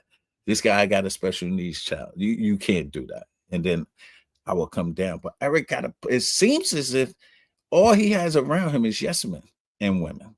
And you can't run an organization with a bunch of yes men and women. No one is standing up to. I mean, John Shell might as well. This guy might as well walk around with his pants down because he's swinging it. He's swinging it all over the place. Like, I don't understand. How do you allow this guy to do the things that he's doing? It's just bad, man. It's bad. I don't understand. I mean, first of all, the unprofessionalism we've seen by John Shell. I mean, he's acting like a complete jackass on social media. And what he doesn't realize is the entire country's watching. I know because I travel. I travel the entire country. I've traveled the entire world in retirement. And everyone knows the NYPD and everyone revered the NYPD as the go-to policing. And I can tell you this, in my travels, we lost it. And people watch like, oh my God, what's going on? Because they're watching what's going on and they've embarrassed the police department. But I'd also like to segue into some issues that are going on with city council because you're in a position of leadership. You had to balance politics, bureaucracy, and also you had to balance the law and policies with the NYPD. So here you are. You admit to being part of a gang as a kid. You joined the NYPD. What are your thoughts on this opposition to the gang database from the city council, where they say it's disproportionately racist towards Black and brown? And we spoke about this extensively on the podcast, how it's a great tool to monitor and it's a great crime fighting strategy. What are your thoughts on this opposition? Do you agree at all? I mean, what? So let me tell you about the gang. Yeah, the gang database. I'm glad you brought that up. So my issue with the gang database is, I could be you and Eric friend. You guys are in a gang. I call your phone, or I see you in the corner, I shake your hand. They now make me affiliated to gangs. That's the fucking problem I have. If you're going to have a gang database, put gang members in there. You can't, they spread this web. If you are caught talking to a gang member, let's say I'm at a bar and like me and you're drinking, you got a UC in there, you got an undercover in there. They see me and you drinking. They find out, they go run my license plate, get my name. Now they put me in the gang database. That's the only problem, John Eric, that I have with the gang database. I don't care if it's, the racial makeup is the racial makeup. If we got white gangs in white neighborhoods, they got to do a gang database. Black neighborhoods, Spanish, whatever. The database is the database. We got to have something where we can look at these guys and connect the dots. That map again. John shot Eric. Eric hangs out with Corey. So we got to be able to connect those dots. But I think there's a lot of people in the database that got scooped up for, they always tell you that. We know as police, you say, oh, he's gang affiliated. What the fuck does that mean? Like, he's a gang member or he's not. So put gang members in there. And I don't think and I'm talking about gang members. I used to have a top 17 list in the 6-7. The reason you got on that list, you had to be shot or shot somebody. Like your friend who he can't be on my top 17. These were the 17 most violent people in the precinct. They shot somebody or they've been shot. That's what a list is, not because his friend, the guy that got shot, he's hanging out with John or Eric, put them on. No, now your 17 goes to freaking 35, 40, 50, but then you lose focus of the 17. Gang database, I believe it should be gang members that's in gangs, committing crimes, drugs, extortion, shootings, rob, the whole thing. We don't know whatever the gang members are doing, but gang affiliated and you put them in the list, I think it's a little unfair because you know what? That gang affiliated guy is 16 years old. He's 25. He takes the NYPD test. Guess what's going to pop up? Database, baby. Gang affiliated. And he never committed a crime. That's the problem I have with the gang database. So that's a good segue into my next question, right? Because FYI, I agree with this statement that when you're a cop, you should have to understand the neighborhood. You should learn the neighborhood. Now I know it's hard to recruit, and that they're having a lack of cops, but to just send someone in there that has no notion of how a neighborhood operates. Yeah, they're all animals, or yeah, they're all this, or these are all fancy white people. Screw them. Like, it's bad. You need people that understand the communities, especially the diverse communities in New York City. But with that, right? Like, you came from the street, you grew up in the street, you had friends that got in trouble. Even if you were a good kid, even if you were never part of the Supreme team, you're criminally associating, right? Sal Greco gets terminated by the New York City Police Department for criminally associating with Roger Stone, who we've seen Eric Adams take pictures with, and now is hanging out with the Trump organization. He hang with the president of the United States. Criminally associated, right? Like, so, but like, and then I think in his past, when he was a cop, he got in trouble for bodyguarding for Mike Tyson, said he's criminal association. We all love Mike, but Mike was convicted of rape, right? Criminal association, right? And he kept his job. What are your thoughts on criminal association in the police department?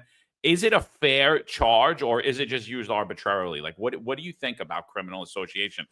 You criminally associated, I criminally associated, Eric criminally associated, but I'm only going to hold you guilty for it. You guys must have did your homework, because you know how many times Internal Affairs GO-15 meet for criminal association?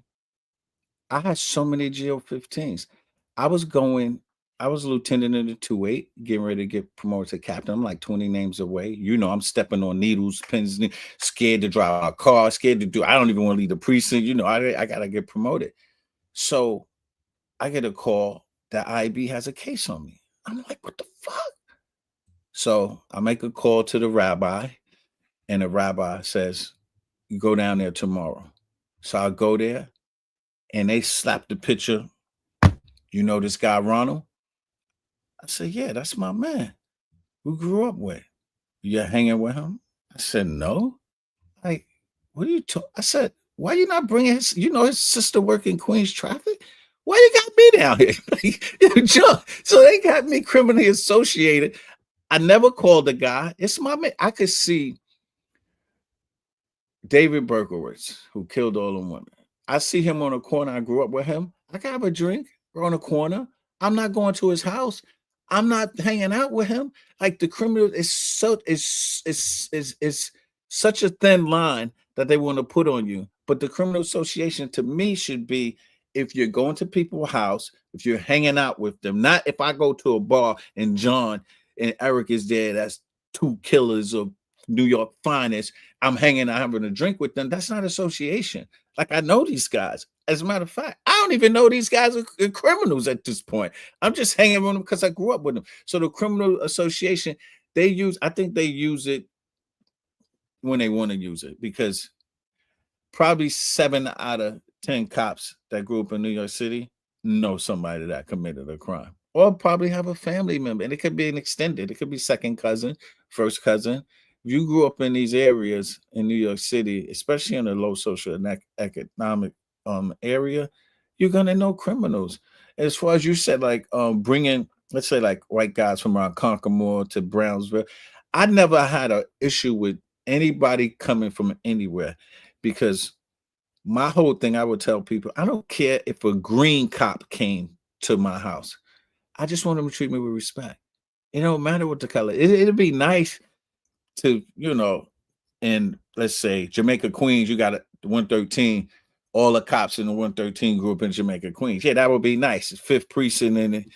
And, all the Asian cops, they are all Asian cops in the 5th precinct, right?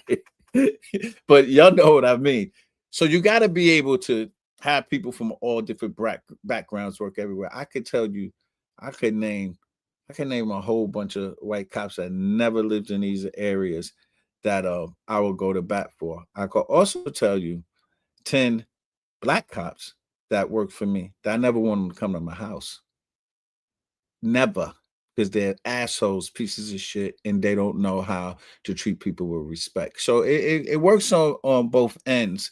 The main thing is, for the people that's out there that's listening or that want to be cops, when you become a cop, you take the oath and you just go, you treat people with respect. It goes a long way. The biggest tool, I tell people, the biggest tool a cop got is this right here, your mouth. You can't shoot your way out of it. I always tell cops, holster your gun. Don't pull your gun out. Please don't pull it out until you have to. Because let's say you pull your gun out and now they walk up on you. What you going to do? Shoot me, shoot me, shoot me. Now you got a crowd of people that you just got punked. You got to make a decision. Either you're gonna murder this guy in front of everybody, or you're gonna holster, and now you lost all credibility. So if you don't know how to talk your way out of it, I remember Eric going to domestic violence jobs, and I would tell a guy, be like, "Yo, man, my wife just did the same shit to me. Come on, man, let's go to walk, man. I hate when women do this. She ain't never do nothing to me, but I'm just trying to talk this guy. Like, let's calm this situation down. You know, we can't do that no more, right? We can't walk them around a corner because they used to come back and kill the woman, but it's different now." We got a lot of active and retired members from the NYPD that are friends and listeners, but we also have a lot of police enthusiasts throughout the entire country. We have a lot of law enforcement throughout the entire country. So if anybody knows, Corey Pegues was the commander of the 6-7 precinct, which is in the Brooklyn South section, which is one of the busiest and violent precincts in the entire city. But along with that also is a lot of culture. So I'd like to segue into talking about the West Indian Parade. Now, I worked the West Indian Day Parade. I worked the Jump Up Party. I worked Juvet. Probably a lot of people watch this work that as well. You know, anyone who's outside New York City, that is the Super Bowl event, right? When it comes to New York City, of parades and details where you really have to be on point. So could you give us your thoughts? I mean, Eric Adams spoke about the West Indian Parade, the last event that we had, and someone created some violence, and we lost a life. But Eric Adams really downplayed it. He said, "Oh, it was just one idiot," and yet at the same time, simultaneously, they were telling the public how safe it was and how it was such a success. And yet, we had a homicide, and several people were shot, and yet he just said it was one idiot. What are your thoughts on this? On what he's saying in this whole perception management and control and perception versus reality, and do you believe that it was cold, him speaking about that at the West Indian Parade, and yet we lost a life, and he's saying it was a success? What are your thoughts on it? Especially you commanded the 6-7 precinct and the West Indian Parade. Well, I have to say that West Indian Day Parade and Juvet is as safe as it's ever been. I mean, I can remember going. I'd be at Juvet where 15 people got shot. Y'all remember those days? Like now having 1 or 2, and I don't want nobody to die. I don't want nobody to get shot. But I mean, John talked about an AK-47 coming out of the 6-7. When I was there, and I have to give the credit to Bobby Boyce. Y'all know Bobby Boyce, Chief Boyce.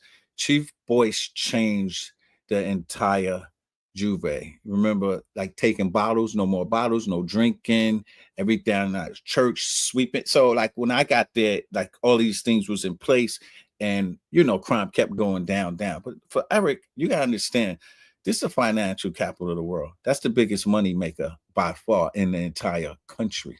So he's never going to admit anything bad. I mean, but that's the political thing, you know. On the inside, I mean, we could talk about that, but he's a politician. So I always have to look at him in 2 different lenses all the time. I look at him as a police officer, and then I look at him as a politician. He's a very astute politician.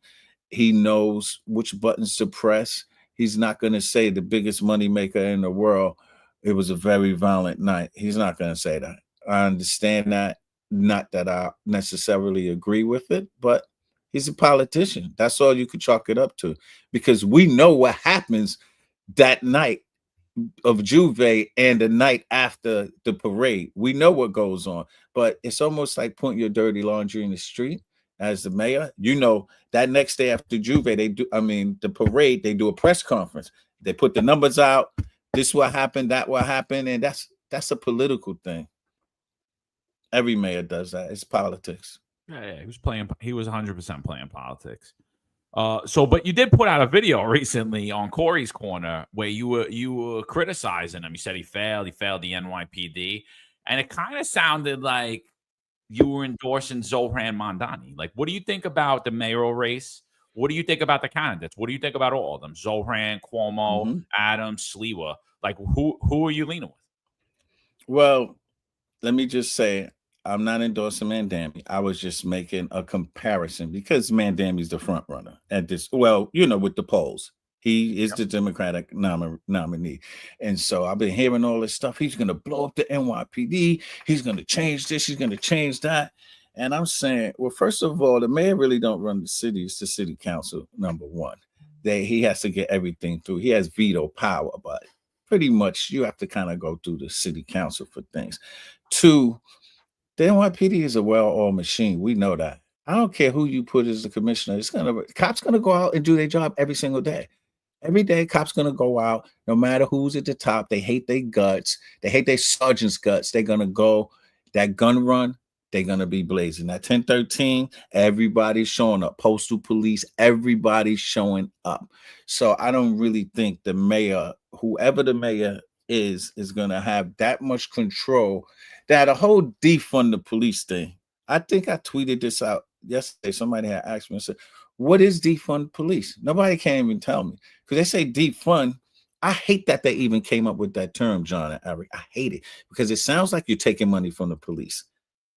Defund means I'm taking money away, where it should have just been like reallocating, redistributing. So like, do we need armored tanks? Like, do we need that? No, we can move some of that money for armored tanks. It's like the what was the kid that got killed? Mike Brown in St. Louis. Remember when he got killed in St. Louis? You saw armored tanks riding down the block. I was like, I thought that shit was in Iraq. I was like, why we got armored tanks in the United States street, a regular street? So defund the police. They're saying he's gonna defund. I don't know. Well, I do like what he's saying about sending to the emotionally disturbed jobs or domestic jobs, having a team prior to police. So, you know, in Denver, they have this group called cohorts, COHORTS. It's been in existence for over 25 years. Whenever they get an emotionally disturbed call, sans a gun, firearm getting ready to happen now, they send a team out. And guess how many police shootings they had in 25 years? 0. I hate that cops have to respond to these. I think we really setting police up because the only thing cops have is their mouth and their weapon. And when your mouth don't work, cops get nervous and they use their guns. That's why all these emotionally disturbed jobs from Eleanor Bumpers down, they're shooting. They don't know anything else.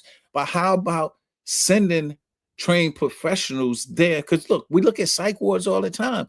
Counselors in there, they're calming them down. I mean, they got a little medicine in their body, but they're calming people down. They're not using guns and shooting people in psych wards. But I think it's so unfair to send cops to these jobs, especially the ones that don't have weapons. Why are we sending cops there? And cops don't even know how to de-escalate emotionally disturbed people. I'm telling you, I don't know. I had a couple of degrees. I don't know. I mean, I'll talk because there's people that's emotionally disturbed. They're sick. They got issues. They got problems that we're not trained for. Now, we could de-escalate a domestic violence, but when you got people with mental issues, you need to send. So he's saying that. I agree with that. And if they get there and it's too heavy, now you call the cops. Or you have a team at every borough that'll go out, or every precinct, however you want to do it.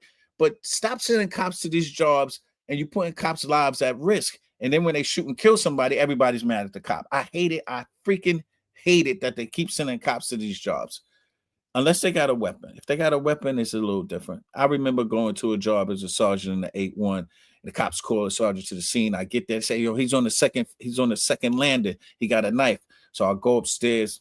Me and he about 5 feet away from me. The 2 cops are behind me. I was like, hey, God, man, can you drop the knife? He said, I'm going to kill you. The cops pull their gun out to shoot him. I said, yo, go, run downstairs. Go downstairs. Go. We call E and shoot. They came with, the helmets. As soon as they got there, the guy laid on the ground. Could they have shot him? Probably. But I was like, I'm not doing all this damn paperwork all night. No shooting. We could run. Just get out the way. Just get out of the way. So we keep sending cops to these emotionally disturbed jobs. So that's one thing I like about the guy. And the thing I hate about the mayor, Eric Adams, is all of the appointments, all in that, like Eric said, the nepotism. You would think 4 police commissioners in 3 years is unprecedented. It's unprecedented. 4 in 3 years. You would think after the first one, which I wasn't so high on the horse of bringing somebody that only had 25, maybe a few hundred detectives working under her. Now you gave her the biggest job in the city. And you're going to do a legacy pick for a woman in NYPD, first woman commissioner. And you got all these women chiefs, Mazzarato, Harrison. You got all these women chief Holmes. You got all these. I thought it was really bad. I mean, I wouldn't even been mad if he would have brought crazy ass Jackie back. But you're doing a legacy pick for a woman, and you're gonna bring this lady who's had a few hundred people. She did a good job, I think, in my estimation, but she just had no power and authority. But she was very well spoken. We saw her at the mic, and that's what you want in that position, somebody that's astute, articulate, not a John Shell or hey Cass, hey Choppy, making hamburgers and shit. Like, what the hell is going on? Aki, give me the Aki. Wait, this is, I know Ray Kelly and Bratton must be like, this is not real. This can't be real. What happened to the NYPD? It can't be real. It can't be real.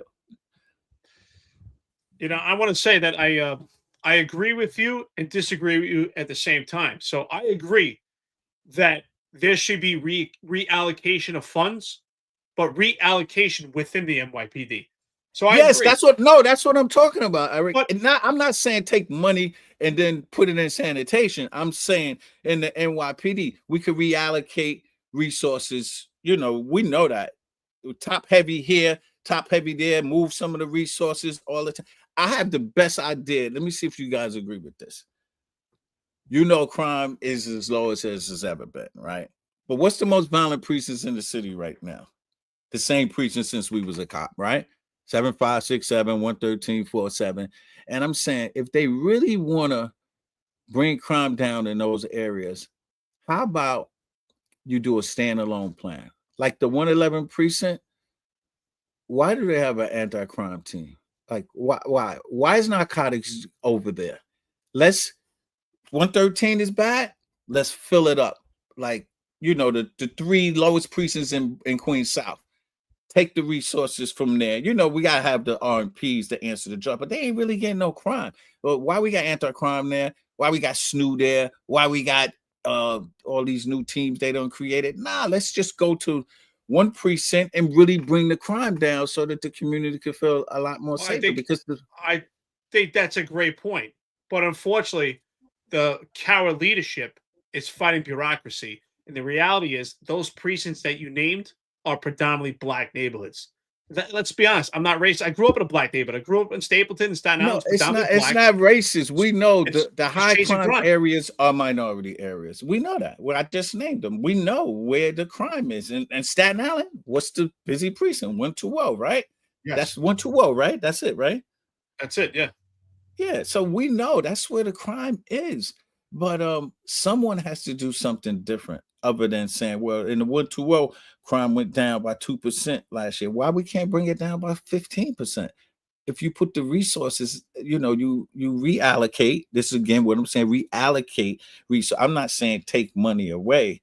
Let's reallocate the resources to really do a dent in crime. Yeah, well, listen, I understand. This is my point. I understand. I agree. Reallocating funds, and I agree that maybe we don't need a tank, because I feel that not just the NYPD, there's many police departments, they spend so much money on equipment, but what they don't spend money on is training. That's where I have the problem. We have this equipment, but no one's trained on how to use it. We should spend more money on training rather than outsourcing to civilians. I think it's the cops that should be handling these emotionally disturbed cases. Get them more training. They say it takes 10,000 hours to mastery. That's why NYPD cops are so good at moving people and talking to people, because you do it more than anyone else. Such a volume in the city. But I think we need to put more emphasis, instead of moving those funds to civilian and outsource them, give it to cops for training. Train our cops. We need 10,000 hours to mastery. You know, it's funny here. Someone here is saying here about collars and talking about different things. There's a lot of opinions. By the way, I had 75 arrests in my career, so I want to put that out. I had 75 arrests in my career, felonies, misdemeanors, violations. I had the right I got promoted with exactly 5 years on the job. I passed the test for 3 years. I was still serving in the Marine Corps. I made 55 arrests, and I think most of them were felonies and pickups. So yes, did I belong in anti-crime? Absolutely. I wasn't out there making shoplifting arrests.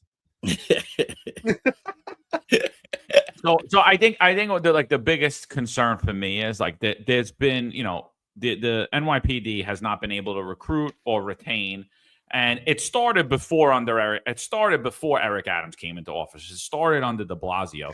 But I do think that Eric Adams multiplied that. And I think a lot of it's for his mishandling, one, with the COVID mandate, two, with his appointments and the way that they're treating the rank and file and it going down. So they haven't been able to recruit, retain, right? So what he's doing is he's starting to reallocate resources. He's taking resources away from the SRG. He's taking resources away from the SRG. This kid, Mondani, he's saying he wants to abolish the SRG, which Eric Adams is doing like a slow trickle down. He was going to get rid of the CRC until we blasted him about it. It got media attention. He stopped doing it, but he still diminished them by about 75%. Like, I agree with you that there could be a better use of resources. I do think some equipment's needed. I mean, we just seen the mass shooting that occurred in New York City. There is a time where we're going to need a SWAT tactical approach to take that down right away. We can't wait for the feds to come in. So what are your thoughts? We have a tank. We have a tank, John Eric. We have a tank. Y'all ever seen it? No. But these little hit towns pulling out tank. We're in New York City. We never rode the tank. We got a tank. We got the Bearcat. We got armored cars like we do. You know, ASU's got arm. But like, what do you think about him getting rid of the SRG? Well, the SRG, remember, I'm under that when they started. They called it, what did they call it before? Like they first started. Y'all have to bring me up to speed. The SRG is like the critical response unit, right? You're confusing the khaki pants kids with the we're talking about SRG, Strategic Response Group. They're like the task force, the new task force. Right. That's the new task force. Yes. Yeah. I think we definitely need, I mean, if the shooting from last week doesn't show we need SRG, we need it. Now, how much do we need it? Is it in every borough? Is it one team? I'm not really familiar with it, but I think there's definitely a need for it, especially showing what, I mean, come on, we're in the naked city, 8.2 million people at any time. This is the number one terrorist target in the world, not the country, in the world. We know that from 9/11. They didn't go knock the Eiffel Tower down. They came and knocked our buildings down. So you need the SRG because at any moment, I mean, come on, a guy drives from California all the way to New York City to go 375 Park Avenue. Like, who would have thought that? Like, there's some real sick people, and we need to get their quick response, stabilize, or stop the threat. And I couldn't believe, what was the word they kept saying when he was shooting himself? I mean, he shot himself. What was that statement the police commissioner Eric was saying? The threat has been destabilized. Like, they so stuck on words, John. The perp just killed himself. They kept saying it has been neutralized, right? So neutralized to me means that I'm saying a cop shot him, right? Isn't that's what I thought it meant? Not he killed himself. I never heard it. Like, they're so stuck on this spin. No one wants to talk with common sense. Again, I keep bringing it back. Like Ray Kelly, Bratton, I rarely seen them with papers.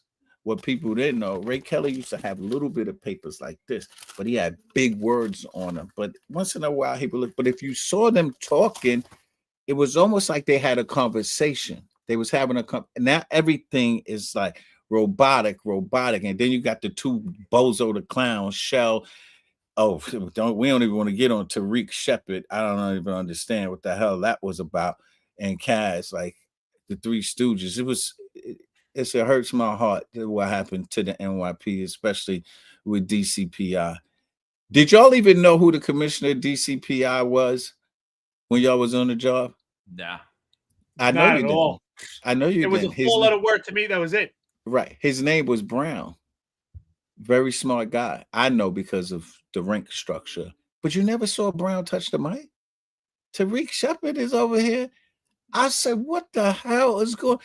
First of all, he can't even speak. Second, he's saying all kind of stuff. He's cursing out reporters. And like, Eric is standing around and allowing, I mean, everybody I know, man, all 100 blocks, everybody is like so disappointed in him. But again, I mean, I still consider him a friend. He might not feel that way. But if I saw him right now, I'd say, hey, come on, let's smoke a cigar and drink Hennessy. That's what you like, right? Listen, I gotta say, I appreciate the fact that you could give a perspective and separate your friendship from making the observation. Let's be honest. It's fair leadership. And leadership is the most important thing. And you said it, right? He surrounds himself with yes men. And I would say that in the best leadership, you want to put people that surround you that have the ability to manage people below them, but also manage the people above them, because that would be more help for him. But with that being said, let's have a little fun. If you could tell us, what do you think about, because it's the most insane thing, right? You were a commander, you wore one uniform, maybe you had a different type of t-shirt for West Indian Parade. What do you think about all these commissioners, and especially Kaz Daughtry, running around with these different embroideries, different uniforms that's costing the city millions, acting like buffoons, doing content creation? What are your thoughts about his position as deputy mayor? What do you think he does all day besides what do you think he does? And why is he there? Does he know where the bodies are buried, figuratively speaking? Why is he there? I don't think he. I actually really think that he doesn't know anything. I could promise you, he doesn't know anything. I think Eric likes him because he's so I got a little background on Kaz, because I'm like, this is freaking crazy. So what he used to do, he was Eric's eyes and ears. Like when Eric first came in, what people don't know is Jeff Madge was Brooklyn North, right? Eric was the borough president.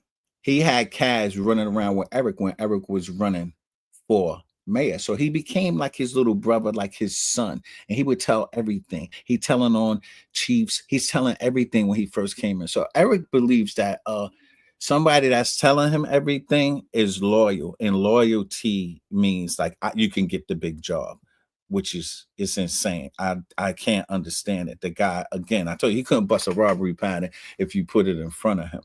But it's just really bad. The appointments, just look at the appointments. I don't even want to say names.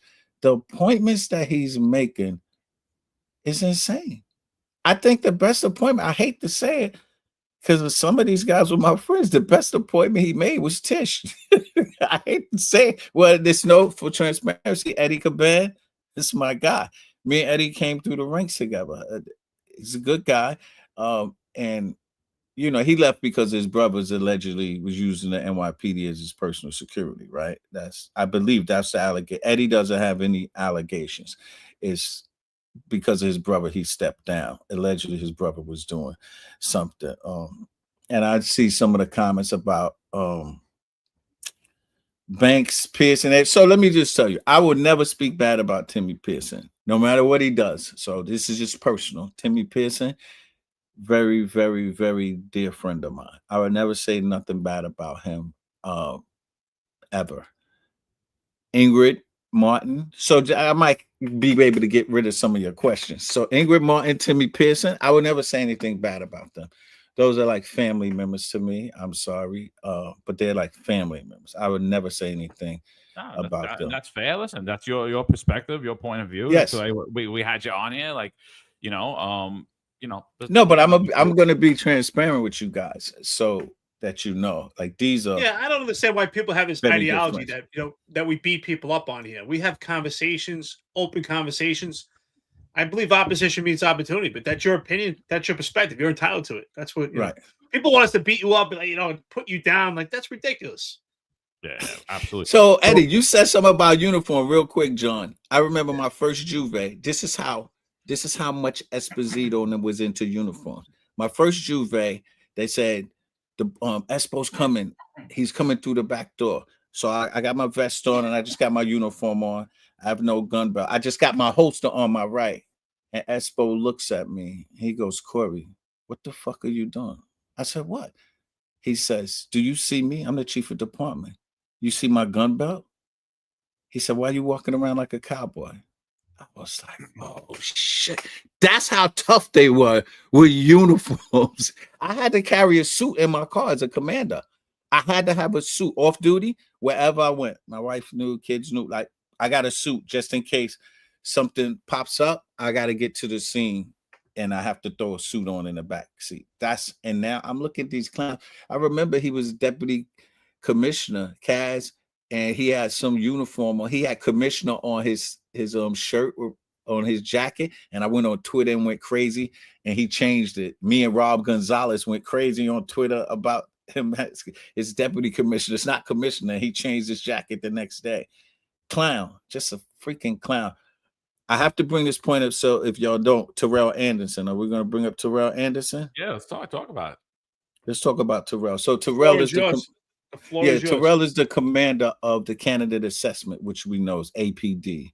And one of the reasons I really started speaking out about Eric is because what he's allowing to happen to Terrell Anderson. And, you know, they said like 35 cops with the psychologicals, you know, they're all under his watch. Terrell brought at least 5,300 people on the job, and 35, it's less than a percentage point. I spoke to a former commander in that unit. Now, you got to understand, the commander of that unit has always had discretion. Always had discretion. What people don't know, and I don't even know if y'all know, the psychological evaluations, the interviews are being done from kids that just graduated out of college. It's not the psychiatrist that's interviewing them. These people that just came out of college, and then they'll go to the psychiatrist and say, well, I spoke to John Corey. He said this, that, and the psychiatrist will stamp it. I'll say rubber stamp it. It's just so unfair what they're doing to Terrell. I think what they should have done, Tish, should have brought him in the office after they found out, whatever they found out. He didn't put nobody through with a felony. He didn't put anybody that had a gun charge. So they had tickets, you know, little stuff, nothing crazy. Because, you know, if it was crazy, they would have already brought it up. They would have brought it up in the trial. And I'm glad that the PBA are backing those 35 cops. Re-interview them if you want to. Re-interview them. But to blast this guy in the newspaper, and this is all from John Shell. Let me tell you this other connection y'all don't know. Terrell Anderson is a young rising star in the NYPD. He's a full burn inspector. The last 3 COs in the 7-3 precinct, y'all know the 7-3 Brownsville. Everybody left there got 2 and 3 stars. The last commander, Galata, 3 stars, chief of transit. Jeff Madry, 4 stars, chief of department. Miguel Iglesias, 3 stars. Terrell Anderson, full bird. It's fucking bad. And you know why? All this has to do with Freaky Jeff and John Shell. Because when Jeff allowed that off-duty cop to chase those guys with the guns, and he shit-canned it, remember that with Jeff Madry? He showed up to the 7-3 precinct with the off-duty cop who chased the 2 kids with the guns, saying they was breaking into his place. And he shit-canned the job where he should have locked that cop up for menacing, the off-duty cop. And he wouldn't even went through the system. Only thing, he probably would have lost his gun. But Terrell was the CO. He wasn't even at work. What is he to do with a 3-star chief showing? He was the chief of community affairs. Jeff Madry was the chief of community affairs. What is he supposed to do as a commanding officer when you got a 3-star chief making the calls? The only thing he could have did was call internal affairs, right? But he's not going to do that. And they're going to tell Jeff, and his career's over. Like, there's no real way to report. You're reporting to external affairs. They're going right to Jeff, and your career's done. Right.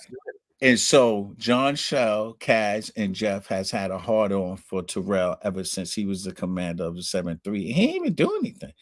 It's just really bad what they're doing. And that's what I spoke to Eric. I'm like, this is fucking bad. I just told his people the other day, tell him to promote Terrell and I'll stop it. But until then, I'm going in. Like, this is bad what they ruined this kid's career. He can't even get another police job, John, because they're going to Google his name. It's going to look like he got this. It's not a scandal. It's the NYPD way. All the commanders that was in that unit had the discretion with, you know, the investigator come and say, yo, Eric, I got this guy, John. He had like 5 tickets in his background when he was 17. He's 35. He's trying to get the job. They say the psychiatrist said, don't put him through. He said, go ahead, put him through. That happened. You don't, how many chiefs called Terrell Anderson, right? Think about it. How many chiefs, how many inspectors, how many captains, how many cops? Many has he put through? Exactly. Yeah, exactly. Come on. I've called him so many times. Come on. He's 100% the fall guy. 100% the fall guy. Fall guy. It's messed up, man. That's just bad because he's a young kid, man. And he was a rising star, man. And they just ruined this kid's career, man. Even though a chief just told me the other day, he'll bounce back from this. Not under this regime. We'll see. And they gave him charges. Y'all know they gave him charges? Oh, yeah. We know. That's why, listen, I put out a video myself. I went to the academy with Terrell Anderson. It was a nice, congenial guy. And that's why I put out a video saying the dummy of the day. And the dummy of the day is him because he knows they put him in a position. They boxed him in. He's not this lone wolf. And that's the problem. There's an executive board that has oversight that finalizes after he gives approval. And that's why I say he needs to speak out and say, hey, I'm not the one that has the last say. But of course, he's become the scapegoat. And we see it on all levels. Jeffrey Management made Paul Saraceno the scapegoat. I'm not saying Paul Saraceno was right. My guy, Paulie, my guy. I love Paulie, man. My guy, Paulie. But that's what they do. They always find a blanket of protection and they find a scapegoat. And Terrell Anderson, there's no way he acted alone. But we went extensively talking about this on the podcast, which is why we both said, John and myself, why give these commanders the authority? Why give them the ability to do this if it's going to be a question? Because you said it's a small percentage. If they have the authority to do this, why would it matter if it was the entire class? Why does it make a difference if it was 73 cops or if he gave an override for all 5,300 you mentioned? There's no number on it. He was given the authority to do it. Why is there a problem? You're right. And my thing, Eric, it was like, call Terrell in and say, listen, we're taking all your discretion away. You can't do it anymore. No harm, no foul. We're going to re-interview these guys. Don't make, like, they had to make a scapegoat to make it seem like it's, like, we know it's not a scandal. It's been going on for decades. But the civilian population thinks that here's this scandal. The police got a whole bunch of people that felt psychologicals running around in the street. It's insane. So, you know, another thing, like we've been critical of every police commissioner so far. Keith Chansul, then we were critical of Eddie Caban, we were critical of Tom Donlon, we're still critical of Jessica Tisch. And the biggest critique we gave all of them was that they were police commissioner in name only, that John Schell, Kaz Daughtry really running the New York City Police Department. Well, I don't know if you got a chance to read Tom Donlon's lawsuit, but if you did, like, what's your opinion on that? What do you think about it? I personally think everything I read, I believe every word of it. I'm not sure if you got a chance to review it or not. I reviewed not the whole thing. I did read some, and I think he's spot on. The only problem I have is like what you have and Eric have. Everybody's telling the truth after. Like, why didn't he do this up front? Because Eric is running the show, letting these two clowns, these nitwits, run the show. I totally believe, especially the property. I know for sure this guy's an FBI agent. He was a bigwig in FBI. You know, the FBI, they got it. We know the FBI is probably the premier investigators, and even though they can't solve a robbery like us, you know, they don't do that type of stuff. But they're very, very premier. I mean, we send our guys to the FBI Academy, so we know what they're made of. So he comes, he's looking at this, and he made this thing. And Jeff, imagine, was so like, how do you hire Freaky Jeff after Tabitha Foster, which I saw she's on here, Tabitha Foster, after he shit canned that job with the Tabitha said thank you. He shit canned that job with the other person, the off-duty guy. And I mean, just the way he looks sloppy. I wouldn't, like, I'm a military guy. Like, I wouldn't even have this guy sitting up there, and he can't talk on the mic. Like, what has happened to the NYPD? I don't know, but you can't take the good and don't want the bad. So you're at the top of the food chain. You're the mayor. You want to say everything is good when it's golden, but then when it's not, you want to pass it back. Nah, you got to hold everything. And I think he's personally responsible for the downfall of the NYPD. Now, when I say downfall, it's a well-oiled machine. We're still going to bring crime down. We're still going to do that because that's what cops do. But perception of what the NYPD is now to what it used to be, I totally put it on a map, on the lap of the mayor. What are your thoughts on Patrick Gordon, who's the president of the NYPD Guardian Association? Has been really expressive. Excuse me. Pat. Right. About the upper echelon. And listen. They're being attacked for being black, but yet it's scandal after scandal. And I say, to me, what you're saying is corruption's okay if they look like me. What are your thoughts on what he's saying? Is it hate speech? Should he face discipline for what he's saying as far as making this divisive when it comes to a racial component at the upper echelon? Or is he right? What are your thoughts on it? Well, listen, you have to call a spade a spade. If it's a crime, then it's a crime. If it's a scandal, it's a scandal. No matter what the color is, it is what it is. Now, I think for Pat, who's again for transparency, he's a friend of mine, Pat Gordon. He's speaking out, and I'm a little nervous for him because y'all do know when you speak out, what happens, right? I'm a lot nervous for Pat for speaking out. He made the one mistake about the Italian. Remember, he said something about the Italian promotions. The O's. But he fixed that. He fixed that. I had called him. We spoke. I don't think he did because that. he went to the soft ass Columbia Association president Well, who never asked for an apology. He never even asked for an apology. He just let himself get used. I was the one that blasted him. If anything, he should have came out and made a public apology to all the Italians in the NYPD. But after he used this kid that was weak, and the kid's like, "Oh yeah, I'll accept it." You didn't even. But then he put a statement out, a long statement. I didn't see it.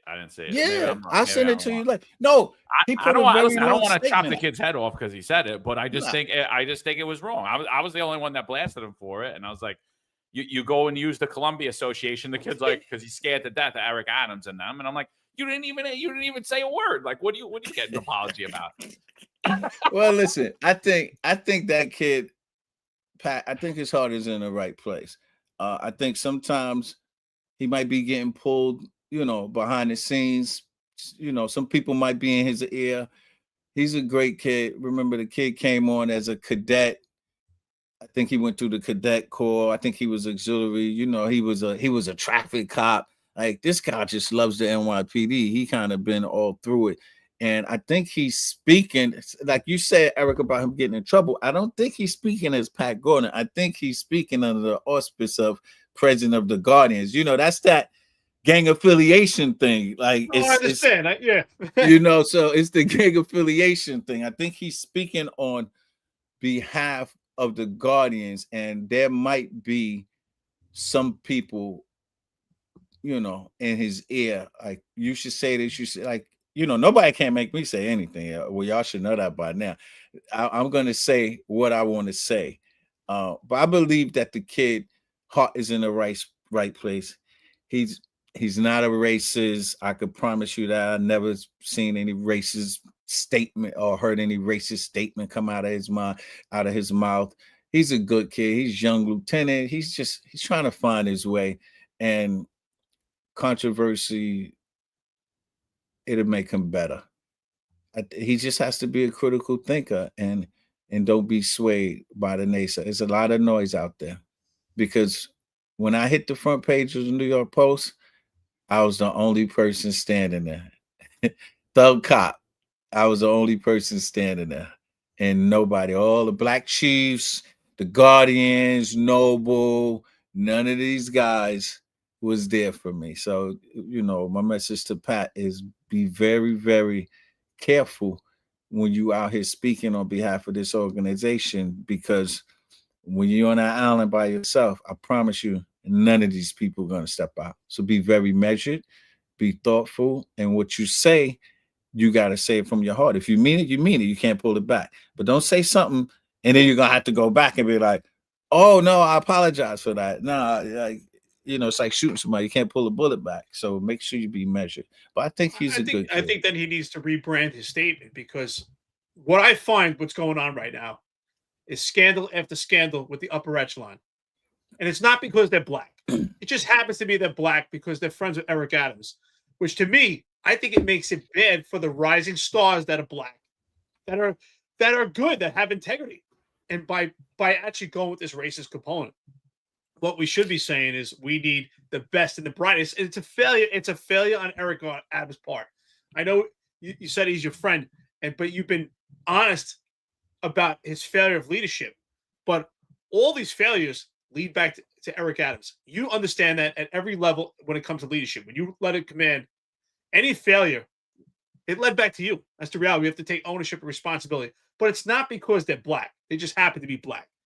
It's because Eric Adams has put people in positions that have no business. They're unqualified, they're unprofessional, and they have not been challenged. And at no point has Eric Adams tried to remedy these problems.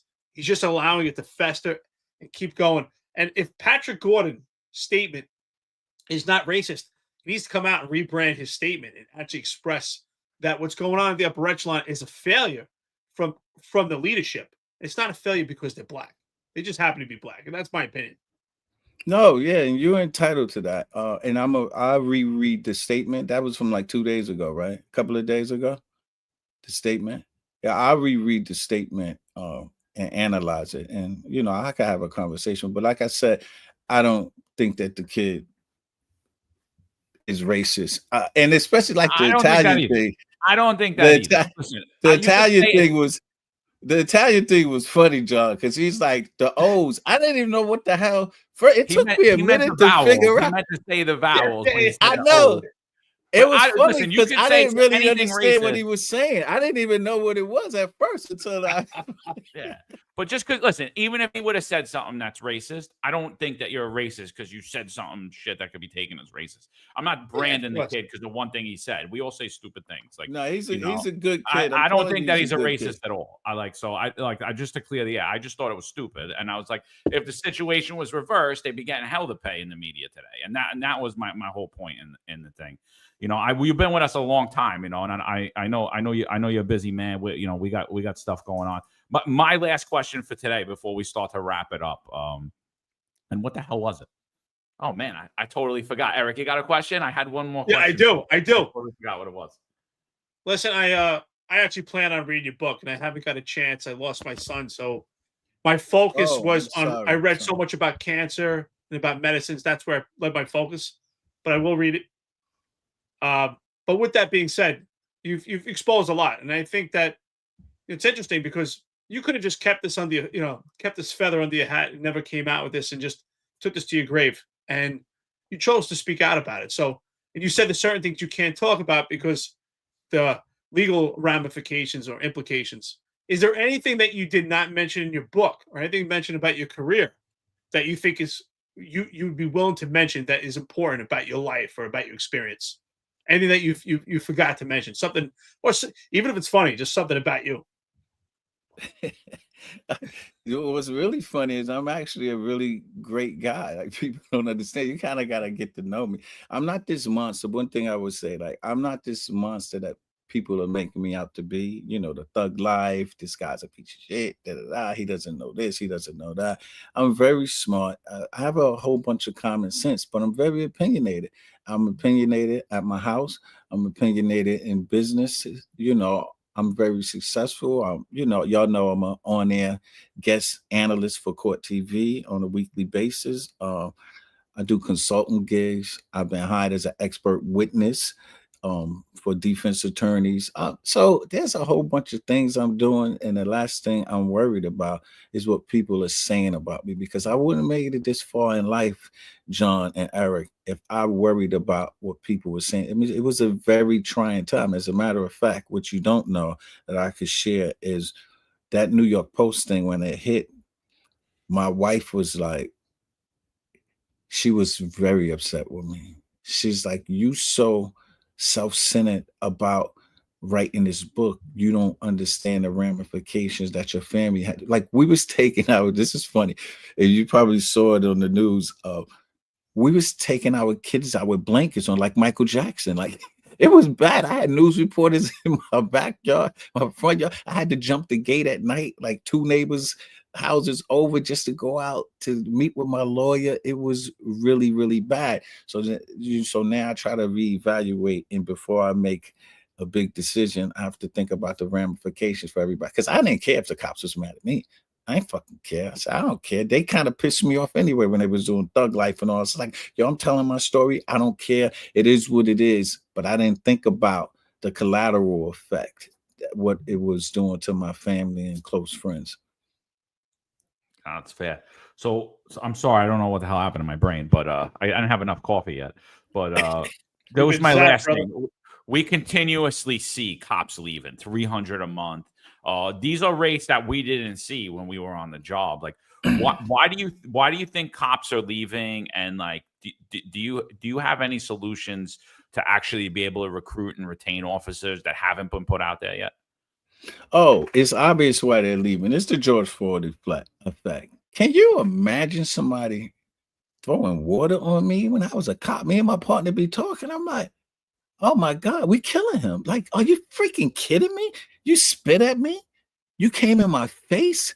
I don't know no jujitsu, no karate or not. So my thing, was always, and we learned in the academy, the interview position, put your hand out. If I could touch you, you too close to me. You too close to me. If you get close to me, then we have a problem. Today, they're up in people's face. I don't know how this job morphed into this, but I just think the whole defund the police after George Floyd, burning up police cars, starting Seattle, burning down a freaking precinct, like they just, and the cops they haven't recovered. It has to be a recovery.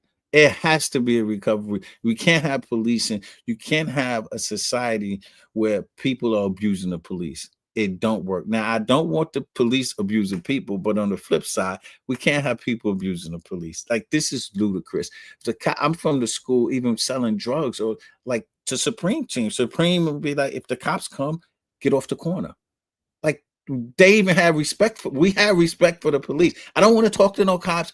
I don't want no dealings with him. The police are coming around. I'm getting the hell out of there. Today, nobody wants to leave the corner. Everybody's cursing the cops out. Everybody's street corner lawyers. I know my rights. Get away from me. Fuck you. Fuck this. Fuck that.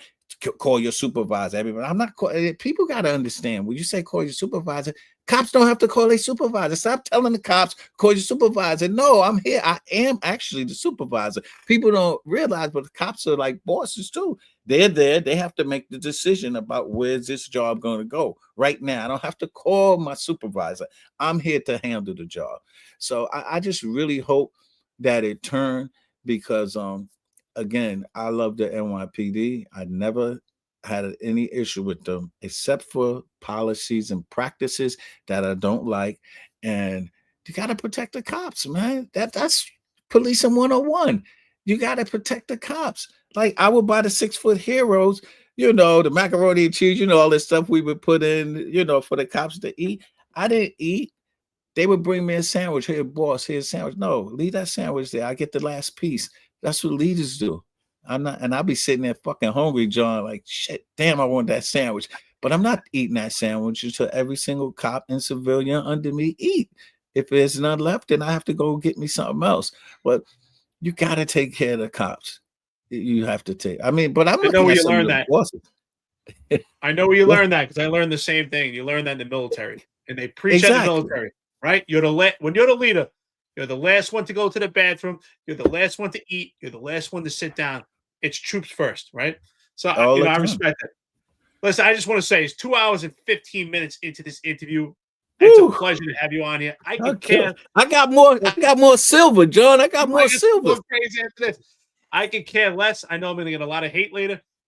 You know what I've learned about doing this podcast now? When you interview people, especially controversial figures or people that want to hate on, and we find ourselves, all three of us are those figures now. People are going to text me all day. Why didn't you say this? Why didn't you say that? Why did you let him say this? Listen, this is a free speech platform, and when someone is being interviewed, it's your day. We wanted to hear your story about your life, your experience. And if they don't like it, you know what the beauty is? They can turn the channel. But you know what I say to the haters? I love the hate, because they're watching. It's interesting, right? Howard Stern, I'll never forget, years ago, before he even went to Sirius Radio, they did a poll, and I remember hearing it on the radio, and they said that his haters actually were more of fans than the people actually loved him. They couldn't wait to hear the next thing he was going to say. So with that being said, I love hearing about your life, hearing about your experience. Let's have a little fun. Tell us about, what do you do for fun in retirement? Are you playing golf? I mean, what kind of music you listen to? Besides consulting, what do you do for fun? Maybe spending time with your family. Let's hear about Corey. Yeah, listen, you just said the G word. I'm in love with it. Golf. I play so much golf. I'm loving it. I just got a new set of pings that's fitted to me. And let me just put this out there. The only people that can play golf is on TV. So I don't want to hear none of y'all talking about y'all look good. I don't want to hear none of that. Everybody tell me, John, everybody tell me they good. I go out there with them, they lose the first 3 balls. I really like, oh, here's it. But you know who's good? Rodney Harrison is good. Really? Rodney Harrison is good. Please don't nobody tell him that. He's gonna freaking I just played with him and Miguel, Iglesias. So me, Miguel, Iglesias, Rodney Harrison. We was all cops together in 114. Is that something, right? They kids call me uncle, or my kids call them uncles, close. But yeah, I love golf. I love hip hop, as y'all know. I'm hip hop till I die. And some of this trap music I can't really get with today, but I love hip hop and smoking cigars. I smoke cigars. I play golf. I gotta kind of cut down on drinking and cigars. I'm like really living a retired life now. I gotta really slow down. I'm doing a little bit too much. I gotta back up What's a your little brand? bit. What's your brand? Patron? I actually go to the spot. I like the flavor infused. Y'all remember you was in the Bronx, Rosario's? Oh, I like love Rosario's. That. Fresh. Yeah, I just went to Rosario's last week. So On yeah, Gun Hill Road. That's the best spot. Yeah, so the hand rolls up at Rosario's. But yeah, I live pretty simple life, man. That's it. But I love golf. Yeah, I love it. Yeah, I'm gonna go play today. I'm gonna hit ball. I'm gonna hit some balls. I'm gonna put John on one ball, Eric on the other ball. See which one I lose. See if You better let us know. Well, speaking of, you said no one's good, but are you good? Nah, I'm not good. I played 9 the other day. No, well, listen, I shot a 43. The court that 9 was 37. I shot a 43. That ain't bad. That's not good. Bad at all. That's what, 6 shots over? 50. Yeah, exactly. So, but is that good? Because today I'll play and I shoot 54. So, but who cares? I don't care. I always tell guys, they get mad. I say, God, Tiger Woods and Phil Mickelson will never be able to solve a robbery pattern, and I'll never be able to hit the ball. You're a bus driver. Shut up. Shut up and tee up the next ball. Shut up. I don't want to hear this shit. Let's go. What about Corey? I know you're a basketball player. You played, and I'm still trying to play. I'm 45. I'm starting to slow down. Do you play at all? Oh, you bugging. Nah, that's over, man. You crazy. You're gonna pop an 18. I tell people I'll shoot foul shots, but I'm not playing. But I have a 10-year-old son. And Kaz Daughtry says he's got buckets. No more sweating. Nah, I'm not playing no ball no more. What about Kaz's buckets? What? Kaz said he got buckets. Kaz ain't got nothing, man. It's really sad, man. And I don't. So let me put this up. I don't dislike Kaz. So I don't dislike him. I don't even dislike Jeff. Man, Freaky Jeff. The reason I go on Freaky Jeff is because, this is something for y'all that nobody knows about. The reason why I go hard on Jeff Madry is because I was at City Hall a couple of years ago on the steps of City Hall. I was actually with Timmy Pearson that day, and Jeff Madry was in full uniform, and he threatened to fight me in full uniform. The only reason I didn't punch him in his face is because of Eric Adams. And it was like, can you imagine a 4-star chief and a retired deputy inspector fighting on the steps of City Hall? Can you imagine the headline? What were you guys fighting over? Because he said I said something about him on social media, which I never said anything about him. But I'm saying a whole bunch of shit now. I hope he's listening. I'm saying everything now. Everything. Always listening. Well, it goes back to their weak egos. These guys can't take it, man. So you didn't see Kaz Daughtry's last video, right? He was shooting baskets. He said he got buckets. I was wondering how many takes I didn't see that. I didn't see that one. But he can't outshoot me. I promise you that. He can't outshoot. I'll play him. Yeah, Kaz, where you at? He can't even dribble. He has no left hand, and he had 0 form. That dude don't play basketball. I can't believe he didn't see even dribble. He just was like he definitely don't play that. He never played. We could do a smoking in Kaz. We could do a smoke. We could do a smoke. If him and Shell is that mad at me, I'll catch them in the next smoke. I don't hate nobody, but smokers are good. You know what I mean? Smokers, put the headgear on, minute rounds. We can all do that. Yeah. Yeah. Look, I don't really dislike none of those guys, but I have to call Eric, you said something about me and Eric Adams as a friend. I'm saying if he's my friend, I gotta call him out on this bullshit. But I can't.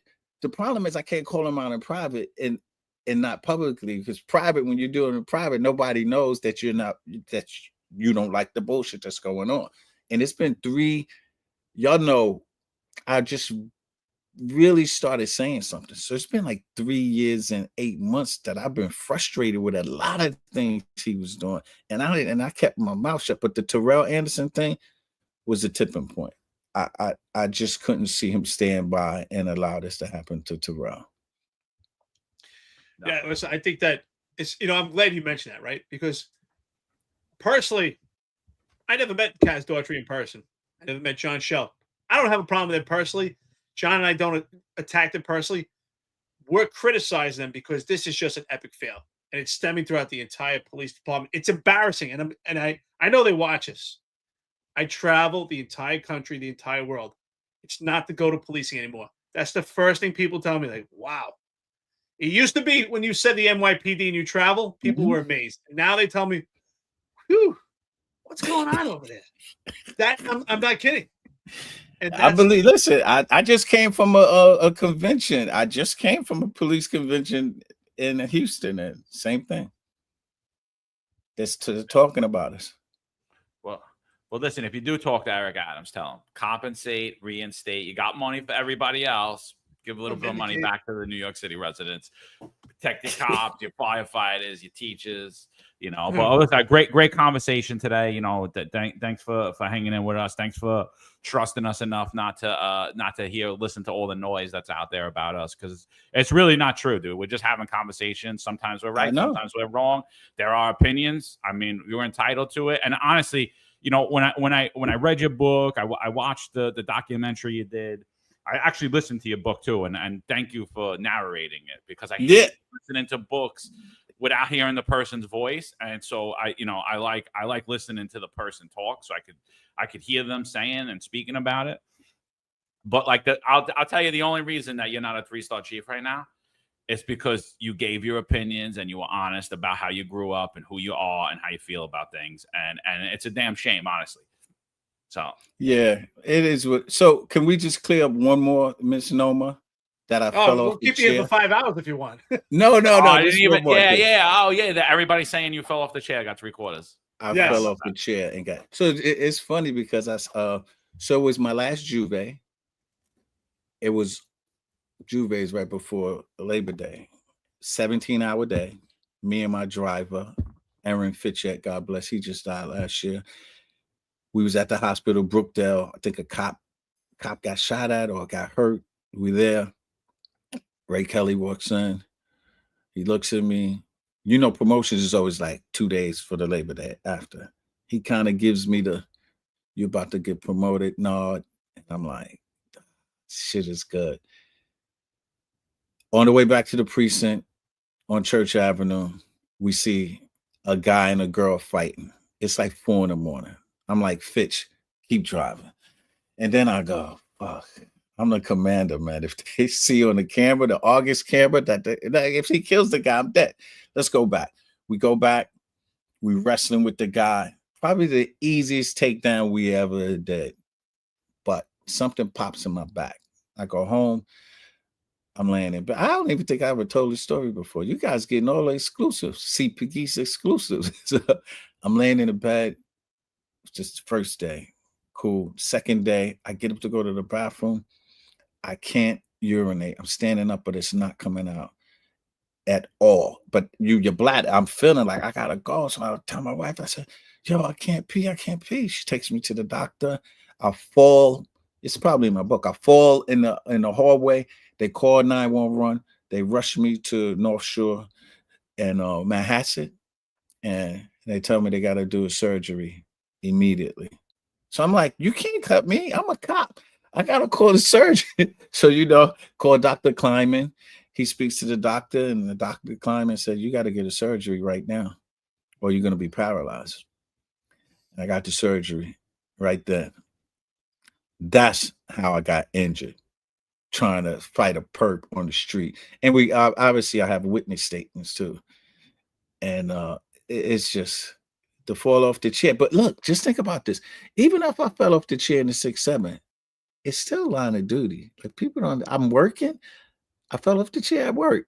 They would have made a line of duty anyway. But I didn't fall off a chair. Like, I don't know where these rumors come from, man. John, I like you said, Corey Pegues is just infamous. I done did all kind of shit. They said I peed on a crime scene as the CEO of the 6-7. Oh, yeah. That was a story. They said you walked up. I mean, that's another one.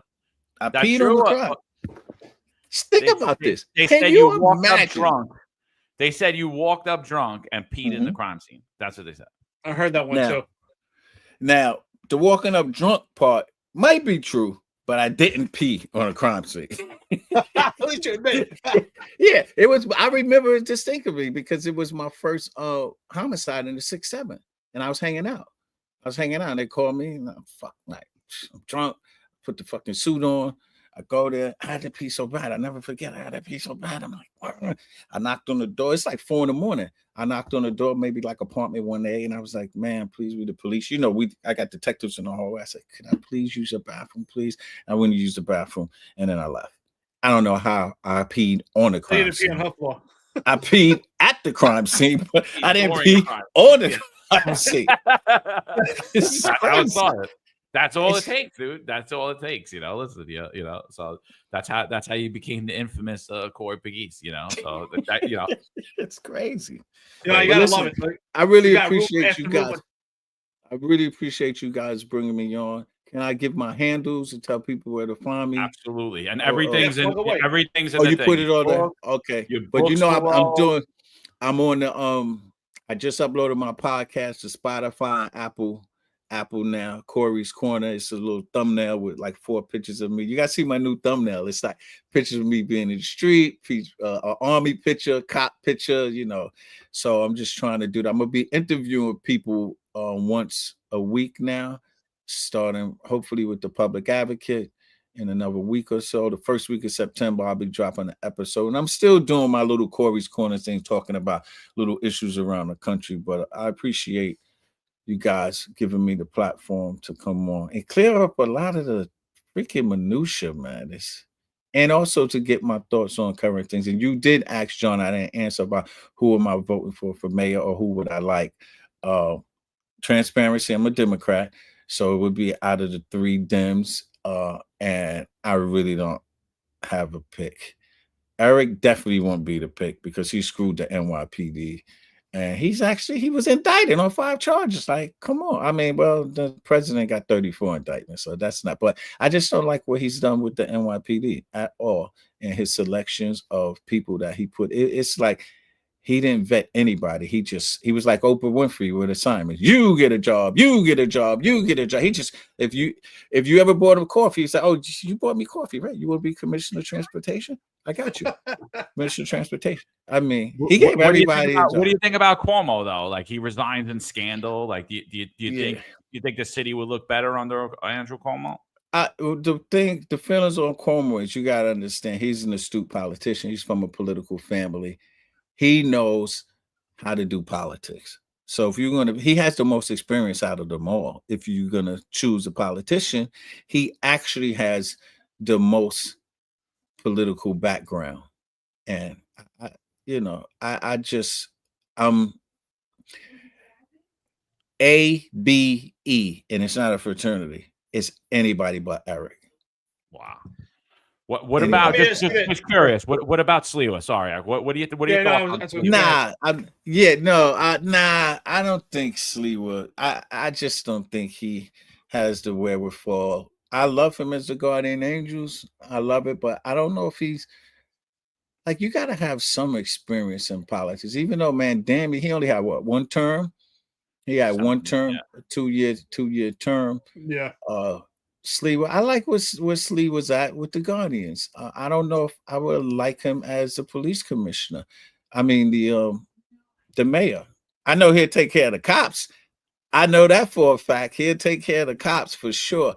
And the Guardian Angels will be in every damn subway in the city. They have the biggest budget that they ever had if he came in. But I don't know. It would if I was leaning, it would probably be Cuomo for me. But I'm not doing no endorsements. Please, I don't want people calling me like I'm not endorsing him. We won't hold it to you, But you know what? Since we did get on that topic, you know what? I'm having a good time with this conversation. By the way, we're 2.5 hours into it. I want to say it's been a pleasure. I'm glad to have you here. And I think we always have a great conversation and a great back and forth on Instagram and stuff. I never thought to go out. Yeah, I said, let me make my own assessment, right? Let's actually talk to you in person, because all this stuff is third person. It's rumor after rumor, and I'm glad you got a chance to debunk it. But you did mention you're a Democrat, right? Which is great, right? Yeah. Would you ever consider, though, actually voting for Republican? And have you ever voted Republican? No, I've never voted Republican, but I would vote Republican if I thought that was the best person for the job. Absolutely. Absolutely. I mean, I'm registered Democrat, but I'm just like Eric's a Democrat. He could never get my vote. Not after the debauchery that he's shown us over the last 8 months. No, he can't. So that should answer your question. Like, if he was a front runner, I wouldn't vote for him. And he's a friend. I hate saying this, but he's still. I consider him a friend, John. I don't know how he's looking at me at this point, but I can't wait to see him. When I see him, I'm gonna just be like, I respect it. After this conversation, I hope it doesn't change anything for you with your friendship, but at least you're honest. I think that's what a true friend should be. I mean, listen, John and I tell each other all the time, you know what? I don't like that. Don't like that. We disagree all the time. That's what, I always say, like, you see, just rhetorically speaking, you see like a woman walk out and she goes out with a bunch of girlfriends and she's wearing like a horrible outfit. I always used to say, like, that girl literally has no friends. Like, because you had a real friend, it was like, yo, you don't look good. You don't look good. That's what real friends do. Well, if I lose Eric Adams as a friend today, trust me, I won't lose no sleep. I could promise you that. I have a whole lot of friends that I could lose, actually. It doesn't really matter, but I have to be honest to myself. And I'm somebody that's has a platform and been speaking out. So it wouldn't be fair. But again, I must say, Ingrid Martin and Timmy Pearson, I could never publicly speak about them for personal reasons. Fair point. Listen, 17,581 people on here today. We heard nobody was going to listen. Everybody was follow me, guys. Follow me. Go over to Corey's Corner. I'm an avid listener, just so you know. I check out Corey's Corner all the time. I'm always looking. Same here. Definitely check it out. I'm dropping a Scott Henderson today at 5 p.m. I can't wait to hear it. I want to hear the take on it. I can't talk about it to y'all right now. All right, good. That's good. All right. Well, what about Faison? What about Faison? Faison. That's aviation. I didn't. Well, you know what? I just found you funny. I just found out that yesterday there was something in the paper about an overtime abuse there also, right? Yeah. Y'all saw that? Yeah, I didn't know.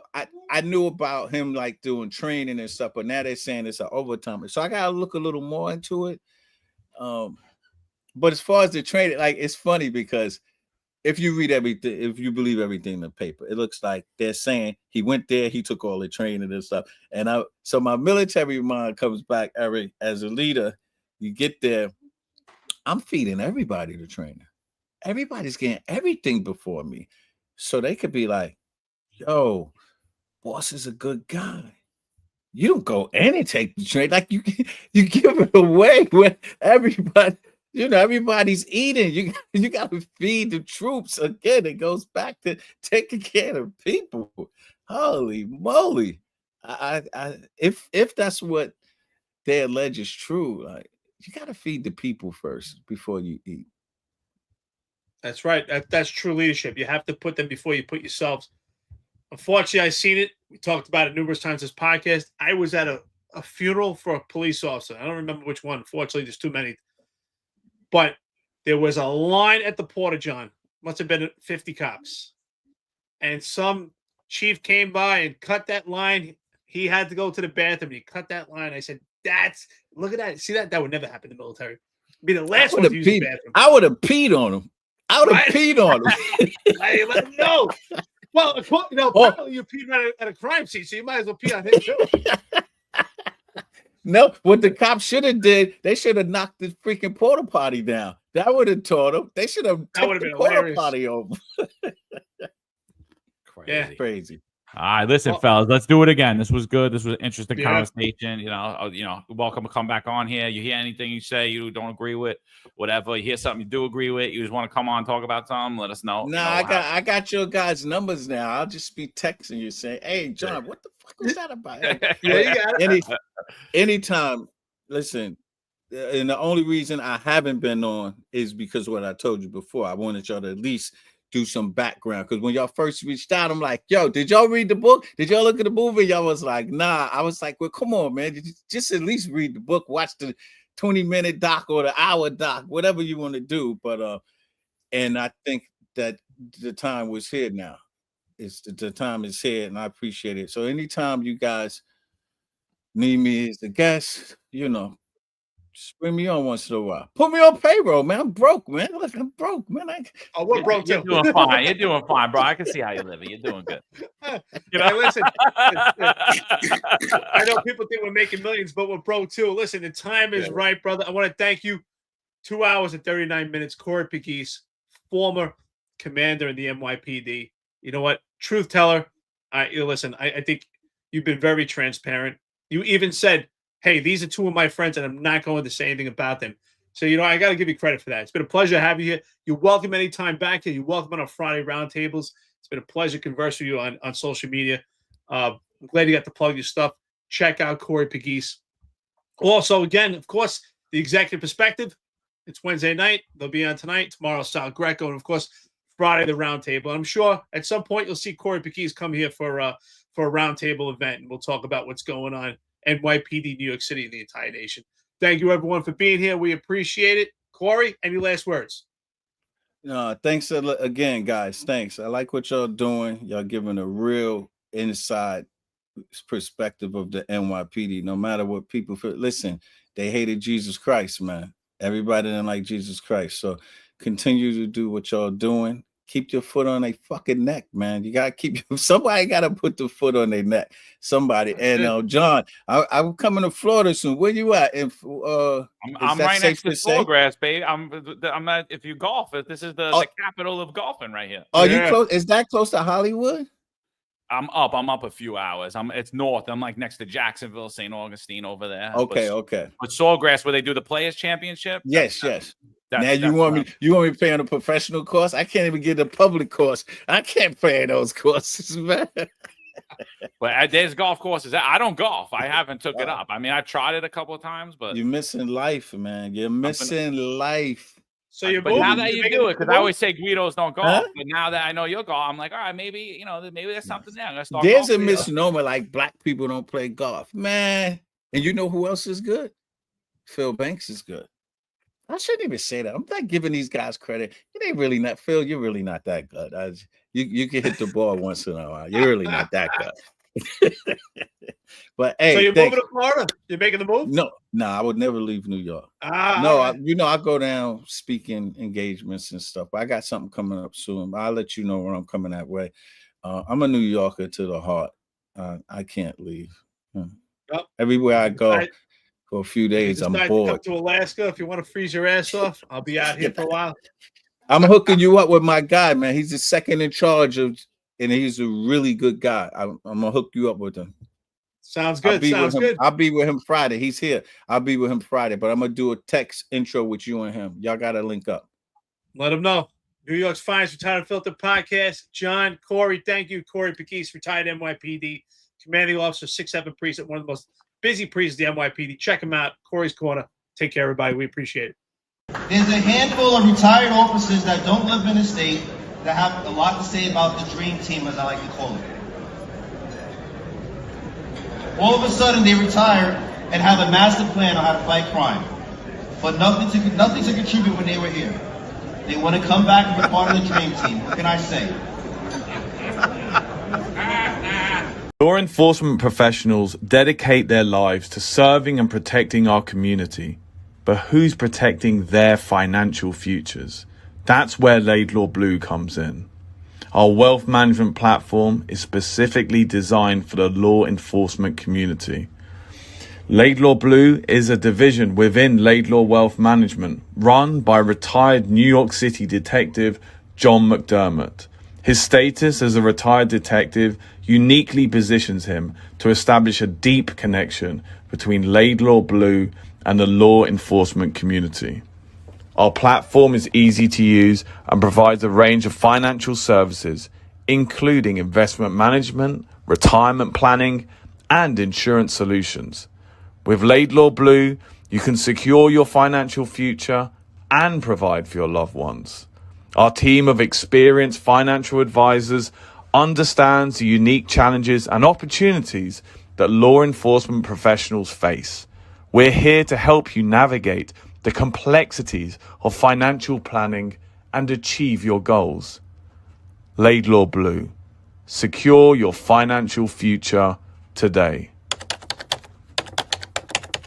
Book a meeting using the QR code displayed or call us directly on 888 901 Blue. That's 888 901 Blue.